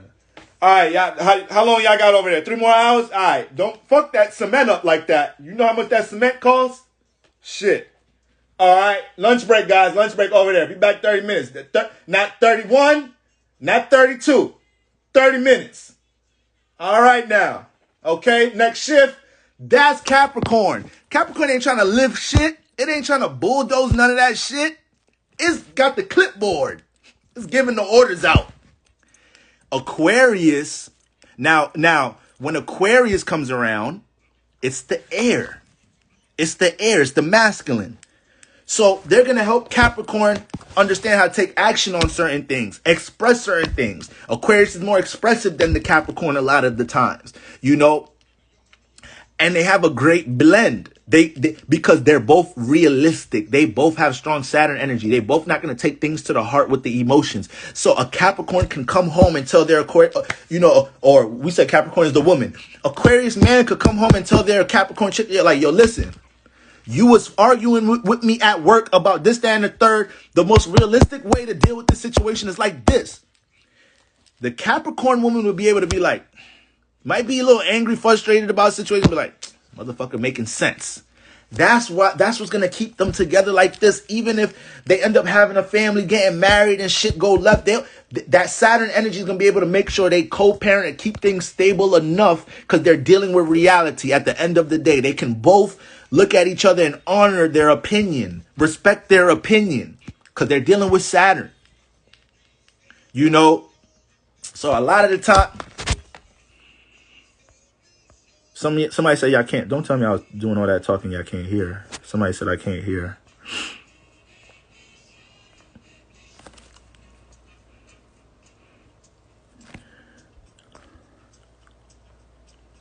Yeah, Capricorn walking around with the motherfucking clipboard. Okay, Capricorn walking around with the clipboard. Another thing about this alignment, Capricorn also don't like being forced. They're real homebody ass motherfuckers too sometimes, you know. And when they jumping into any social energy, it almost has to be in their environment. Like Capricorn won't want to go to the club unless like they got a section and they get to be in their own little private space, like shit like that. Shit has to be tailor made for Saturn placements to jump into super social energies at times. You know, it has to be something that's really about their vibe. And Aquariuses, you know, they can lighten energies a bit for the Capricorn too. You know, the air element Aquarius helps to lighten up things Capricorns might be real heavy on or overly stressing or overly trying to work on. The Aquarius can take that tension off, you know, especially as a Capricorn woman, Aquarius man. Same scenario, Capricorn woman lose her job or some shit, this, that, man, Aquarius man come through, you gonna know how to talk to that woman, get her mind back straight, help her understand is, like I said, it's life. It's just life, baby. You gonna be all right. You gonna be straight. This time. I'm here. Ain't shit breaking us down. We too sturdy together. We way too sturdy together. We shit. You know. So like, it's just a strong support system when it comes to how they look at how they're resourceful to each other. They may be very resourceful to each other. A Capricorn dating Aquarius, they may be able to do business with each other very well. They may be able to run that relationship YouTube account and take it to another level. You know, they will be good at that. There's all different type of placements that you can have that, you know, could show like business relationships, business couples and shit. When you got like harmonious shit like between Saturns, like Mars, Saturn, sextile trines, like shit like that. But anyways, so yeah, that Capricorn Aquarius energy, I really like that. Once again, I already told y'all the neighbor signs be having a lot in common, you know, be having a whole lot in common. So Capricorn be learning how to, you know, circulate their ideas to brand themselves more, or, you know, understands how to be more of an individual, taking action on certain things and, you know, not being hard on themselves, how they compare and contrast themselves to how other people may be structuring and building things. Aquarius can take a lot of that tension off. And then with the Aquarius, the Capricorn can give a real grounding energy to the Aquarius. You know, Aquarius minds sometime I'm telling you, Aquarius minds being out of space. That's why sometimes y'all be dealing with Aquarius. Sometimes y'all be asking yourself like, what the fuck was they just thinking about? Like you ask Aquarius, you dating Aquarius, y'all driving back home in the car from the movies or something. You ask the Aquarius, so they're like, wait, huh? Their mind is up there. This is why they fucking intelligent and innovative like a motherfucker. This is why we call them aliens. They're just very high level thinking beings. And when you think so high, your mind can get stuck up in that motherfucker. Capricorn comes and grounds them, brings that shit back down, brings them back to earth. Keyword, earth. All right. So that's why I like that alignment. All right. Now, what we got? Capricorn, Sag. All right, Capricorn, Sag. Now, I like this alignment because, you know, Capricorn, a little bit too much tension at times. Damn, I did a lot of caps. Who got the most up here? Okay, Capricorn went 3 times. Leo went twice. Sag went 3 times. Sag, y'all for everybody, Sag. Leo, hey, Sag is for everybody, guys.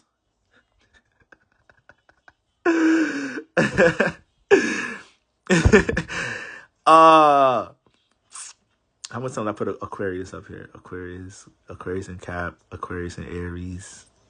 Yeah, Aries went once because Aries don't fucking get along with nobody.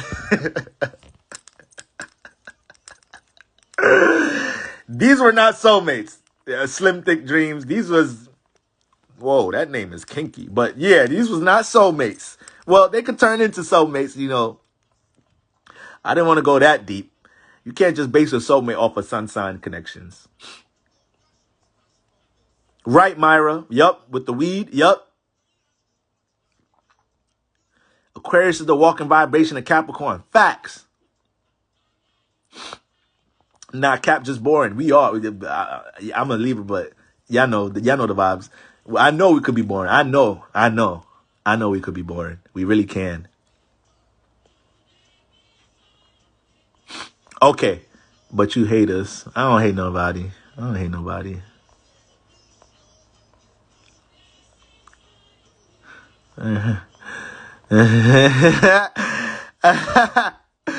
Yo, Sag, I love y'all. Listen, I love Sagittarius people. If I had to be stranded on an island with 3 people, Sagittarius would be one of them. That's how much I love y'all.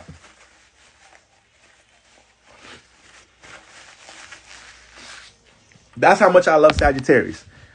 Shit, I got a lot of Capricorn energy, so I can tell you right now how this Capricorn Sagittarius goes. How this energy goes. A Sagittarius comes into a Capricorn life and helps the Capricorn release some motherfucking tension too. Can you tell me about Cancers and Libras? Cancers might be a little bit too aggressive for Libras a lot of the time because Libras are like easy flowing and Cancers like to set their precedent, and then that Libras could feel the pressure to have to align with the way Cancers like things to go, especially like when they're sexually connected and whatnot. Like the Libra might be like, yo, what the fuck? Like they just care about getting their rocks off. Like so that one is gonna have a lot of sexual attraction though. They have a lot of sexual attraction. Yeah, once again, the squares, opposition signs, is going to be a lot of sexual attraction because it's a friction. It's just like the squares and opposites in our chart. When we have 2 planets squaring each other, we feel a pull in our life to get these planets together. These are our challenges. These are our struggles. You know, you got the sun square the moon. Your whole life, you're always going to feel a strong magnetic force between them, forcing you to solve these energies, bring them together. This is what happens when you have a lot of squares, oppositions with somebody, or you're simply dating somebody with a square alignment, opposite alignment. It could be strong sexual attraction. You just got to make sure there's some compatibility here, you know.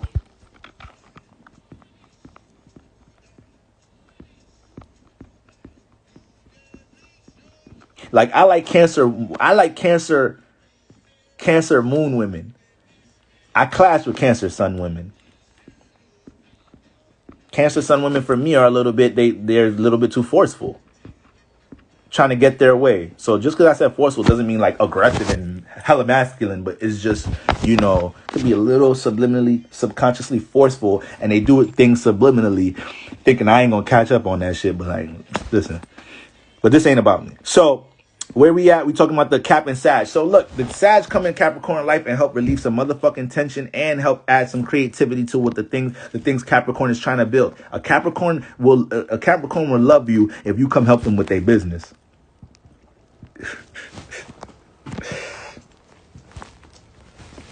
A Capricorn gonna love you if you thank you, Slim Thick Dream, because I be needing y'all to hold me down, y'all. I be needing y'all to hold me down. I need y'all to hold me down at times because I get shot at so much. Oh, as an astrologer, we get shot at. So when y'all know some shit is for real, y'all need to, all right, you know, you right, Boro. We is some aggressive. I can't be up here sounding crazy, even though I know deep down y'all be knowing what's up. You know? So this is why I'm going to drag the fuck out of a Libra. Because we going to keep it real. We going to keep it real. How much times I be telling y'all Libras be lying, Libras be toxic, Libras wish you what? Y'all, we gonna keep it a stack. I'm gonna keep it a stack in this motherfucker. All right. So thank you, Cancer. Thank you for all the Cancer stepping up to the plate. I really appreciate that. There's a astrology by Mari. I think that's his name. He be on TikTok or whatnot. People always sending me stuff from different astrologers, right? People send me his stuff all the time. And I just see he posts some shit about, he said something about Capricorns, and now he said he ain't posted no more or some shit, or like, because like Capricorns got offended. Listen, y'all gotta hold us down. Y'all can't be having us feeling bad and shit. We just trying to like, come on, y'all. Don't forget, Libra's fake as hell. Listen, man. It's hard for me for somebody to be like, Libras be lying. Libras be fake as hell. This, and the I know where that's come. That can be a potential trait of the motherfuckers. Can everybody be? Can any sign be wishy-washy? Can any sign be fake? Hell yeah. But some signs have, some signs have the potential to for certain things more than other signs. All right. And we just gonna call it what it is. Now, you're not supposed to get so fucking offended if you're that sign and you supposedly in your higher energies and you done evolved. Why you getting so offended? Why you getting so offended? You feel me? A part of you still feel like you probably is lying. A part of you still feel like you be playing games with people or something. So when somebody pointed out, that should trigger something. If you know you ain't in them energies no more, you laughing at that shit. You laughing because you know it's a part of you that you conquered though. You know?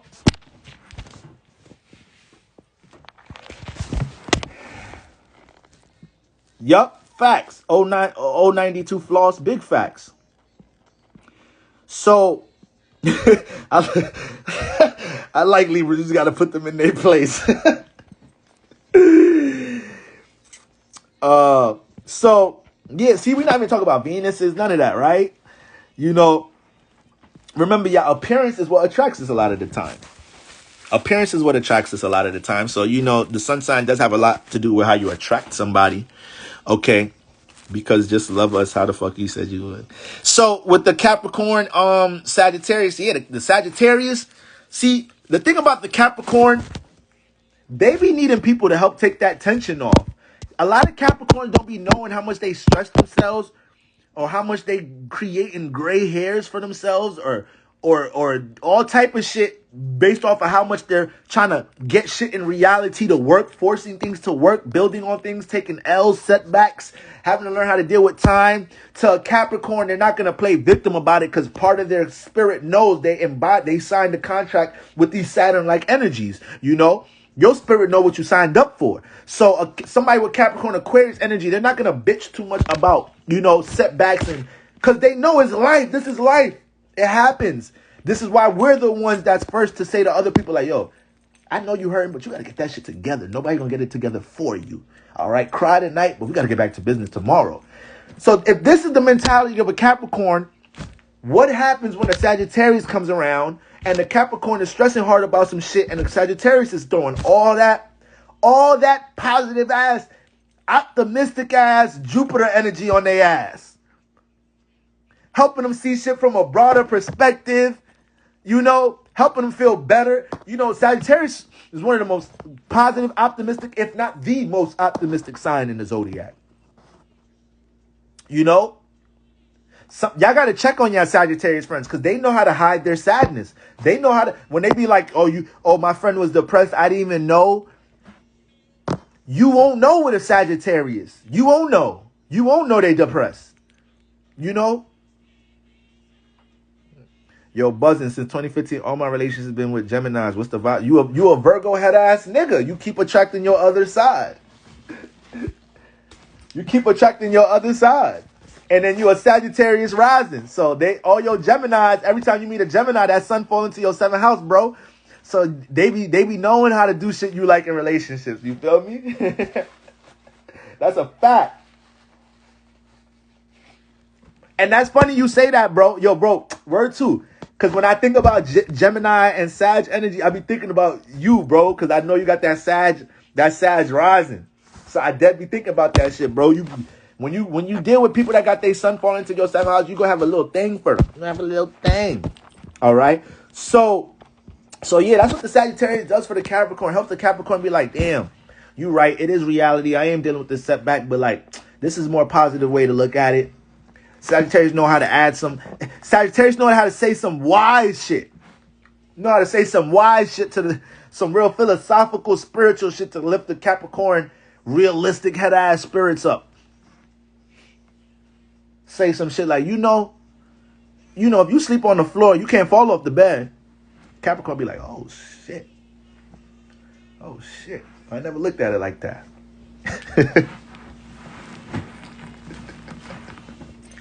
Capricorn be like, oh shit. I ain't never had nobody drop some positive ass wisdom on me like this. Just made me look at my whole situation differently. You feel me?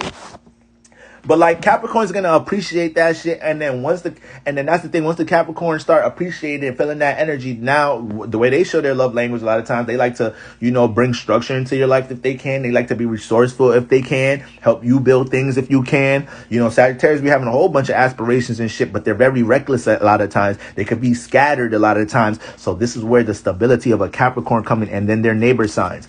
So they already their whole life been knowing that they need a part of each other, aka Capricorn go out through their life sometimes subconsciously knowing I need to have more fun and experience more besides what I'm always trying to build, structure, and the responsibilities that's on my conscience. On the other side, Sagittarius as the neighbor sign is always looking at Capricorn like, fuck, I'm having all this fun in the world. I'm developing all this experience and wisdom through my experiences and shit. I'm becoming really knowledgeable about things, but man, I need to make a show in reality. I need to establish something from it. I need to make this more of a foundation in my life. I can't just be having all these gems for nothing. And you always watching Capricorn next door building, structuring, right?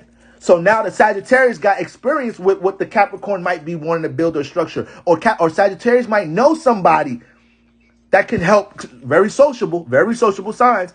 Sagittarius might know somebody or been in an experience where they could give a gem or two to the Capricorn and help them with they building. But so this, I'm telling you, the neighbor signs, man, the neighbor signs be coming through for each other sometimes. Now, some fake deep shit. Y'all know how to just bring one out the hat. Okay.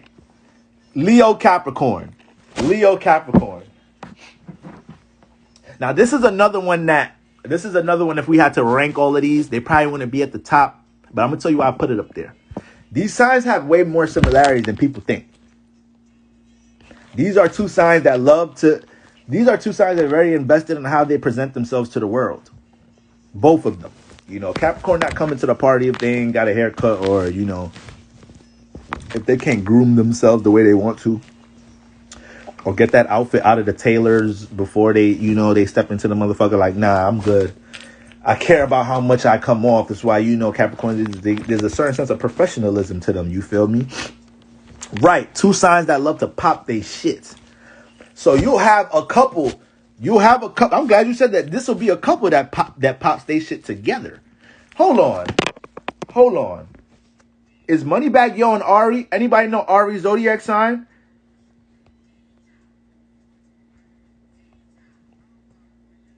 Oh no, Moneybag's. I knew he was an Earth sign. He a Virgo. He not a Capricorn. What is Ari Fletcher? She give me fire sign vibes. She be doing a lot.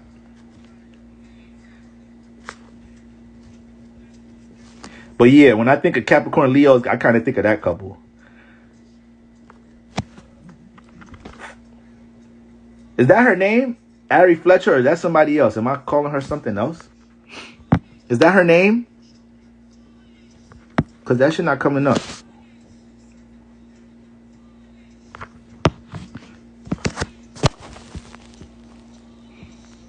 Let me type in Moneybag Yo girlfriend.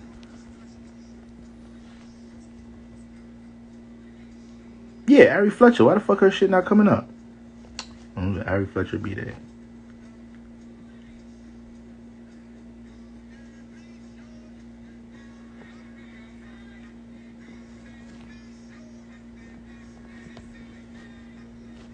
Oh, shit, Cancer. Cancer Virgo. Okay, water, earth. I like it. Sextile. I like Scorpio Virgo better, but That one could work out really nice too. That one, but like, yeah, see, she got a real forceful energy. If you ask me, I don't know. That's if you ask me. If you ask me, but we ain't gonna go there. We ain't gonna go there. Should I be applying these things to my other placements because I got Sag, Aries, and Cap placements? This was specifically Sun alignments, but yeah, a lot of the times, like I said, you know, you can have maybe like Libra Sag. You might be a Libra Sun and you deal with somebody that's a Sag Moon. You can still take a lot of the things I'm saying into account. The themes are gonna still find ways to play out. It's just that it is different when it's in the Moon or something. This is strictly just the Sun. All right. She's a Moneybag Yo's a Virgo. She's a Cancer. So it's a sextile relationship. So in some type of shape or form, she brings him emotional stability. She knows how to nurture the motherfucker, makes him feel real relaxed. Because as a Virgo, he got too much things on his mind. He's always working. He always doing shows. He always building. He's signing artists. He's always thinking about his next step. So he need that Cancer energy to woo-saw him down. So I could see how that works. Now, so yeah, the Leo and Cap, this is your red carpet couple. This is your red carpet couple. This is the I can't wait to show up to the cookout because I know everybody gonna be looking at my shorty, but she mine. She mine. I'm just coming here to show her off. This is that type of energy. You know, this is what I'm thinking when I'm thinking. And then this is another couple that could do business, get money with each other. This is another couple that can get some money with each other.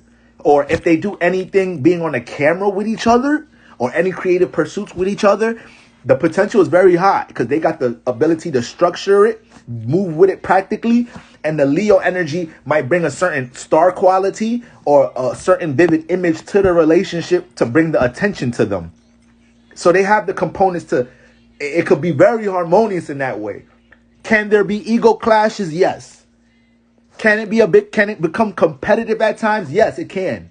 This alignment definitely can. Why? Because Capricorn's ruled by Saturn, Leo ruled by the Sun, and there's going to be time the Capricorn is not fully reflective of what the Leo Sun wants.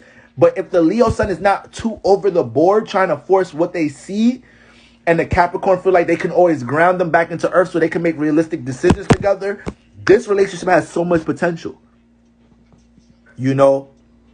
That's one of the other things right there, lip gloss swag. You know, Caps might be too boring for the Leos. But hey, you do got some Caps out there that they jump into some, you know, they could jump into some life of the party energies because that's like a defense mechanism. It's like a release mechanism from what they build and work and structure so much to the point a Capricorn could overindulge in partying for like for a long portion of the year or for like weeks and shit, just cause it's a process of releasing in a way, you know. But look, you saying Cap's too boring for Leos, right? The Leo is the person that may be able to shift that for the Capricorn. So that's another positive. You got a Capricorn that's a couch potato, works in the office, takes the night shift. Rather take the night shift than go to that, you know, party that they invited to, whatnot, Saturday night. The Leo can shift that for the Capricorn. Help the Capricorn understand, like, motherfucker, you have a fifth house for a reason. You know, you ever heard of the phrase work hard, work hard, party hard? I might have fucked that up. I don't know which one come before and after. I don't know which one come. I'm a Capricorn rising, so I'm a Capricorn moon rising. So to me, the work harder part might make more sense to me. That might not even be the way the shit go. Like work hard, play harder. What? No, we gonna play a little bit, and then we gonna work till we die. That's the right way. Who came up with that other way? Who said that? Work hard, play harder. You feel me? So. Right, Dwan. Just work. Work hard, work harder. That's the Capricorn. Work hard, work harder. I don't know about that play shit. That's y'all problem. Y'all play too much. That's why y'all don't get. That's why y'all don't manifest nothing in the physical realm. That's why y'all motherfucking play too fucking much. You know, it's funny as hell. It was funny as hell too seeing the Leo get on the Capricorn nerves. Like if it was like a sitcom or a documentary we could watch of these signs dating each other. Let me see. Out of all of these, the funniest one would be Leo Cap. Got to be one of the funniest ones up here. Yup, that would be definitely one of the funniest ones to watch. Watching them in a relationship documentary. Aries and Aquarius would have some funny ass fucking episodes sometimes. Hilarious episodes. You're gonna see Aries throwing temper tantrums and Aquarius just sitting there like, look at this motherfucker. Not even moving, budging. Aries breaking everything in the house. Aquarius just sitting there like, look at this dumb motherfucker.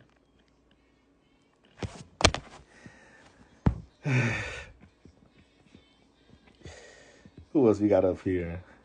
Leo. You know Leo gonna have some funny ass episodes. They're gonna have some funny episodes. All right. So yeah, that's like the Leo Cap energy right there. And then last but not least, Taurus Pisces. Definitely higher on the list for me on this one. You know, out of all of these energies, I like Taurus and Pisces. Because once again, Taurus like getting into situations slow and steady. Most of the time, they like to make sure they're building a rapport to help them feel secure and stable in a relationship, right? And they're givers. And first of all, these two might get competitive giving. You feel me? So, you back good? Okay, we straight. Okay, we straight. All right. Hold on, y'all. So, they might get competitive giving with each other. Hold on, y'all. Let me get straight. I had to go fix my Wi-Fi. My router was tripping a little. Yeah, so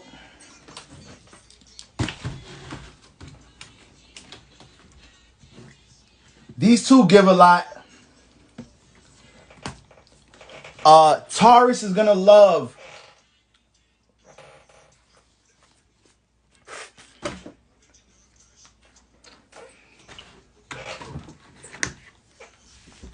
it was retrograde fake kicking in just now. Taurus is gonna appreciate the amount of affection Pisces has to offer. Once Taurus start picking up on, when Taurus likes somebody, okay, check. But after that, they're just watching the effort from there. Because look, y'all gotta think about it. Taurus rules this realm. Taurus rules the physical realm.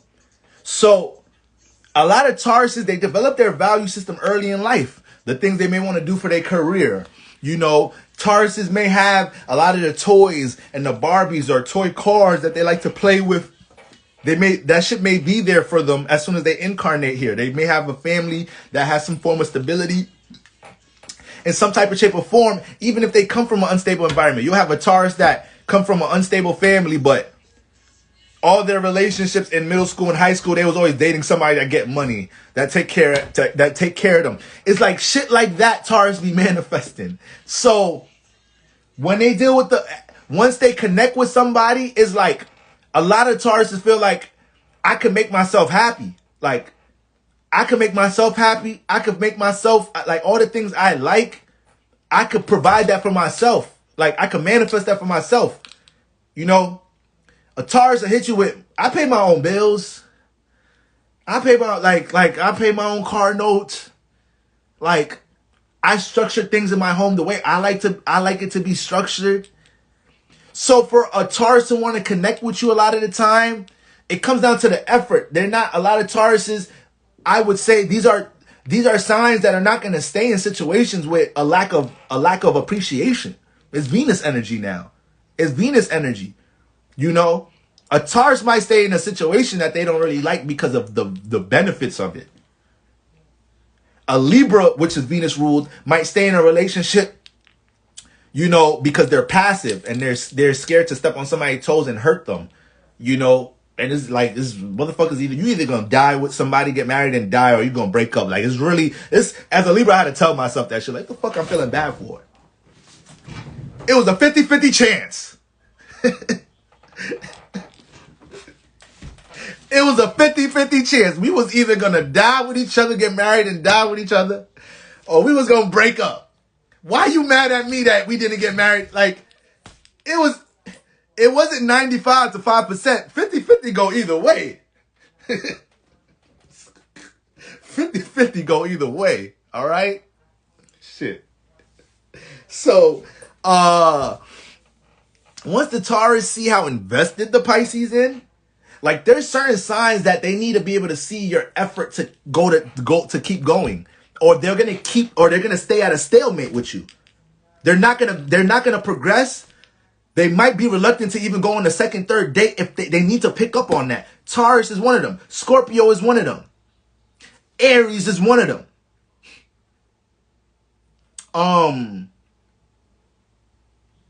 Capricorn could be one of them too.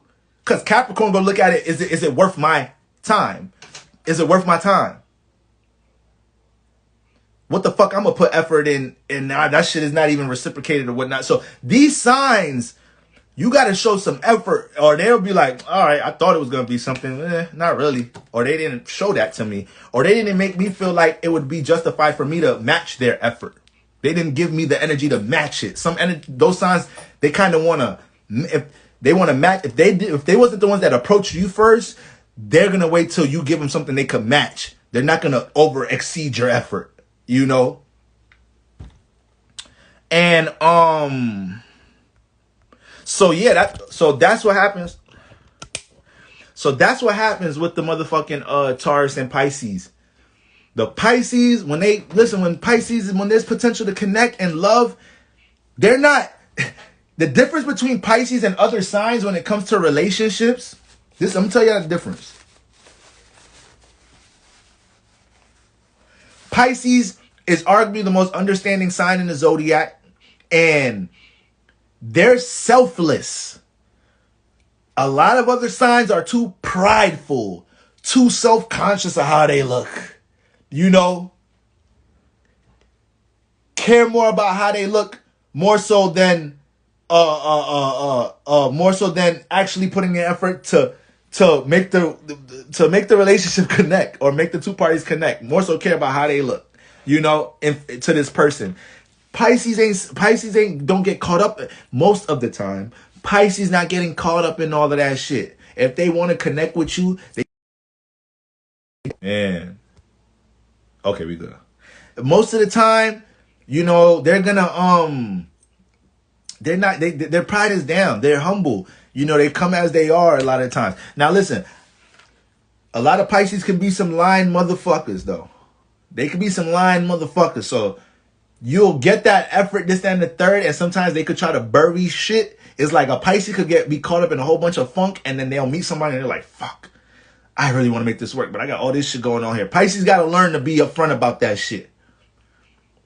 Because it really hurts when a Pisces give us all this genuine ass energy, transparent ass energy, loving ass energy, understanding ass energy. I started calling you when I was having stress about this, that, and the third. My baby mama was stressing me out over here, and I called you. You made me feel better. And then I found out you a liar too. So that Pisces, that hurts us. You need to know that. That hurts us. Y'all come off like angels and we find out y'all liars. It's different with the other signs that be lying when we find out they lying. Like Libras be lying, Sagittarius be lying, Aries be lying, but it's different with them. Cause when we find out they lying, we be on that like, I knew it was something. I knew it was something. The Libra was way too smooth and charming. The Aries just seemed too self-invested. I knew a part of him didn't, or she, a part of or her, she didn't really care as much as I thought I knew it. I knew there was something else they was hiding. Or Sagittarius, they just seemed they moved too much. I couldn't get them to stay still. I knew there was something else going on. So when they lie, it's like, I picked up on something. Pisces, it hurts. It hurts, Pisces. You give us this dreamy ass perception of you being an angel.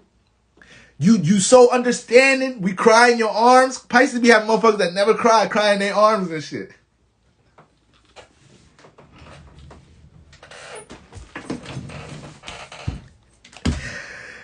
Listen, I was dealing with a Pisces. Damn, air signs talk too much. God, goodness gracious. I was dealing with a Pisces chick before. I know this ain't gonna get. Listen. She lied to me about something I already knew. So I knew she did something with somebody I knew. I never brought it up. I ain't care that much to bring it up. One day we go out for drinks. You know what happens when motherfuckers start drinking. That's what y'all gotta do. When you dating a Pisces, Libra, Sagittarius, Aries, you gotta take them out for drinks. The truth gonna come out. The truth gonna slip out some way. The truth gonna slip out some way or another. Take them out for drinks. I'm telling y'all. And just shut up. Let them go. Take them out for drinks. Just ask questions. Just ask questions. I promise y'all. The shit gonna come out. I was dealing with some Pisces chick. She did something with somebody I knew. I been knew it. And then just out of nowhere gonna bring up like, I just want to tell you that I never did this, that, and the third with this person because I guess a part of them felt like maybe I heard a rumor, not knowing that like I know exactly what happened. So when they did that, I was like, you just fucked everything up. You just fucked. Everything was going good. Everything was going. Why would you lie like that? You don't even know what I know to lie like this. You don't even know what I know to lie like this. So Pisces, you gotta be careful with that shit.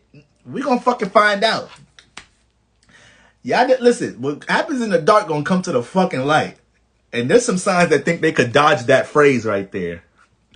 There's some signs that think they could dodge that phrase. That is the spiritual. Listen, I don't know if that's Proverbs. I don't know if that's African. I don't know what it is.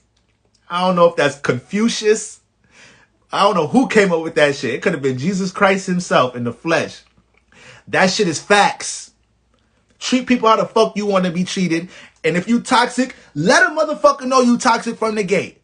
You don't like being faithful? Let a motherfucker know that from the gate. Y'all be DMing me, replying to my stories, be like, Boro, you this, that. I'm honest.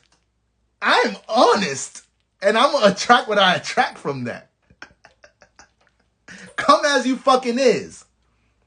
The fuck wrong with y'all Pisces giving us this angelic ass aura and then finding out you just a lying ass motherfucker. All right. So, I love Pisces though. I love y'all though. Besides all that shit, I love y'all. Besides all that, I fucking love a Pisces,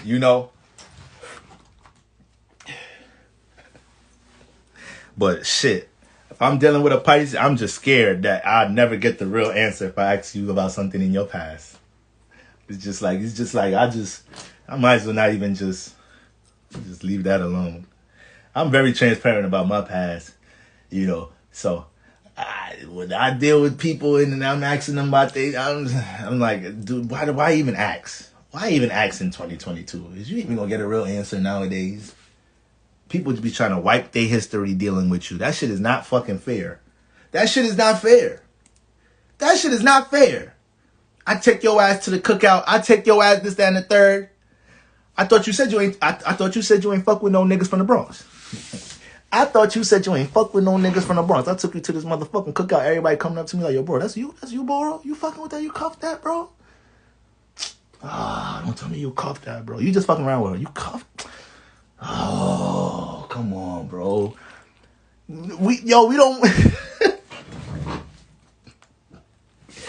And the Pisces girl just standing there all angelic, aura just shining in the cookout and shit. Just standing there all pretty and motherfucking looking like a motherfucking it's your queen to be.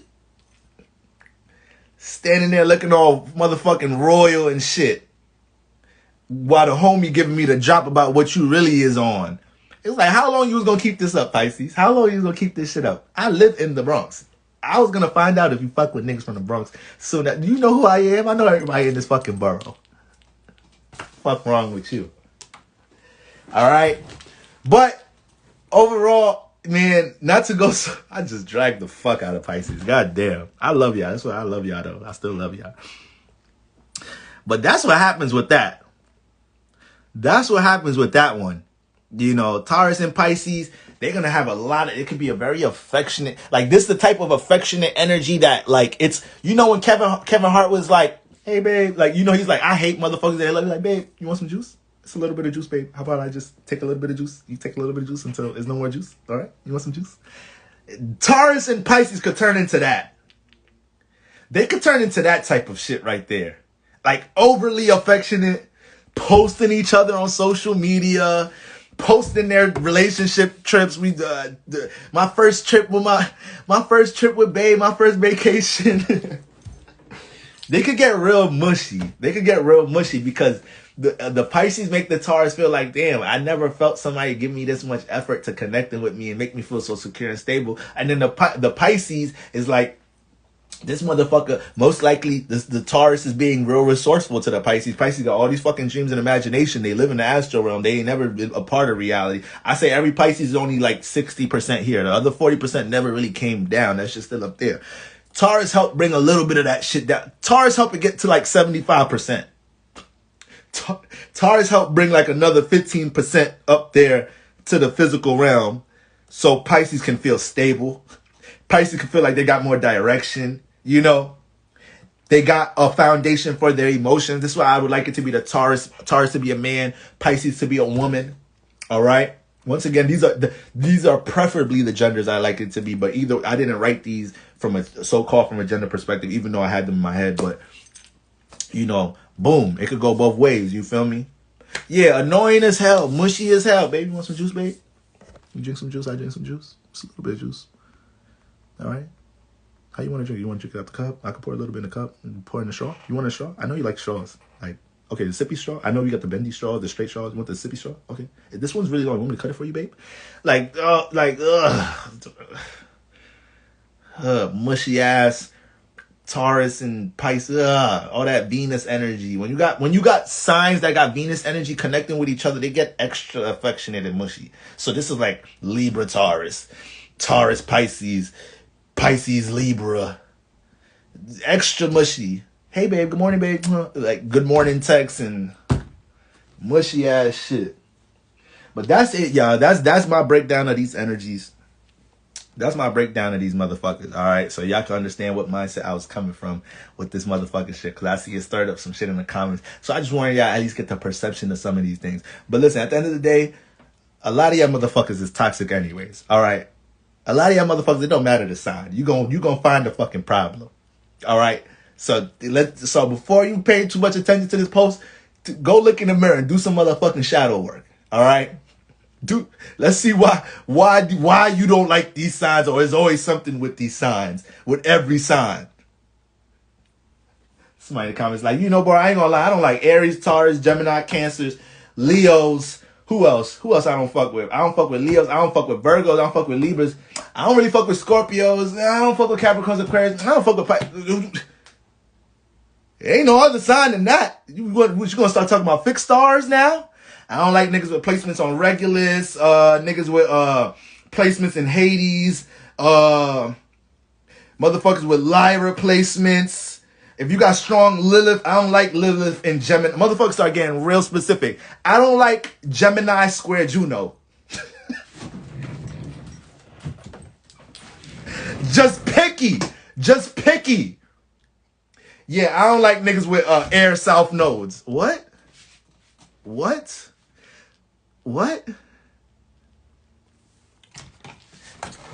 Yeah, air south nodes, nah.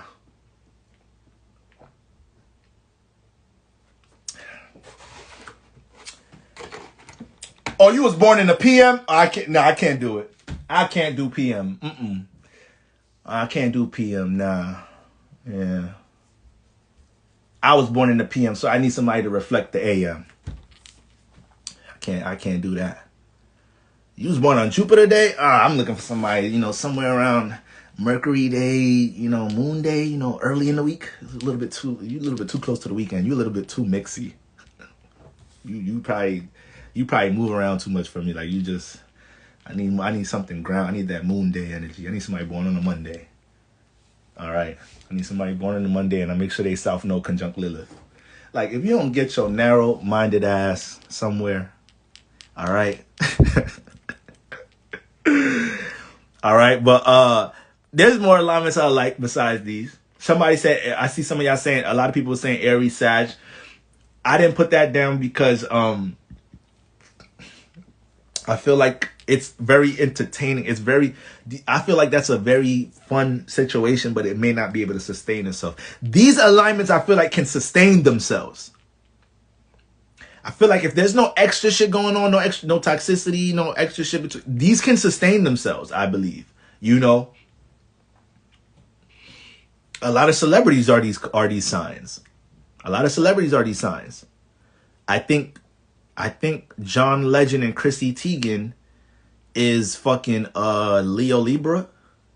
I think John Legend is a Leo. We're just ordinary people. We don't know which place to go. Like, if that's a couple, if they break up, I'm like, oh yeah, there ain't no hope for nobody. Oh no, excuse me. Wait, John Legend is a Capricorn, Chrissy Teigen.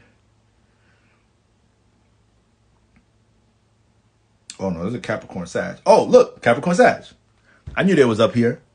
Capricorn Sag.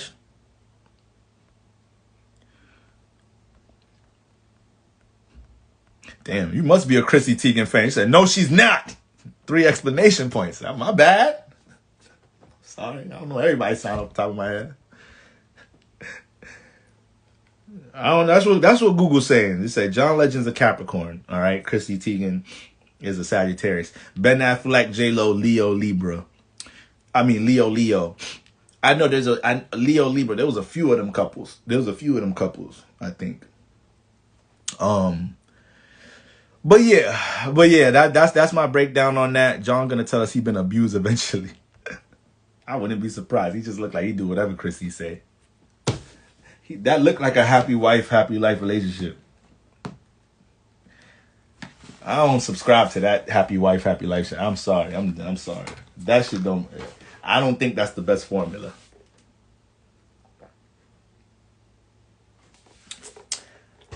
I heard somebody say, and this made all the sense to me. He said, "Listen, when a woman happy and when the wife is happy, the wife is happy. When the man is happy, the whole family happy. That hit different. Some of y'all gonna disagree with that one. Debate your mama. Debates your mama, your grandmama. Debate your spiritual family. I ain't the one. All right." But yeah, family, that's the breakdown on that. I love y'all. Y'all already know the vibes. Y'all get some motherfucking rest. Why y'all up so motherfucking late? Y'all shouldn't have even been on a live. Like, it's late as hell. Take y'all ass to sleep. That's y'all problem. That's why y'all feeling all chaotic during this Mercury retrograde. You gotta get some rest during Mercury retrograde. All right, let me go take my own motherfucking advice with my black ass. Love y'all. See y'all later, y'all.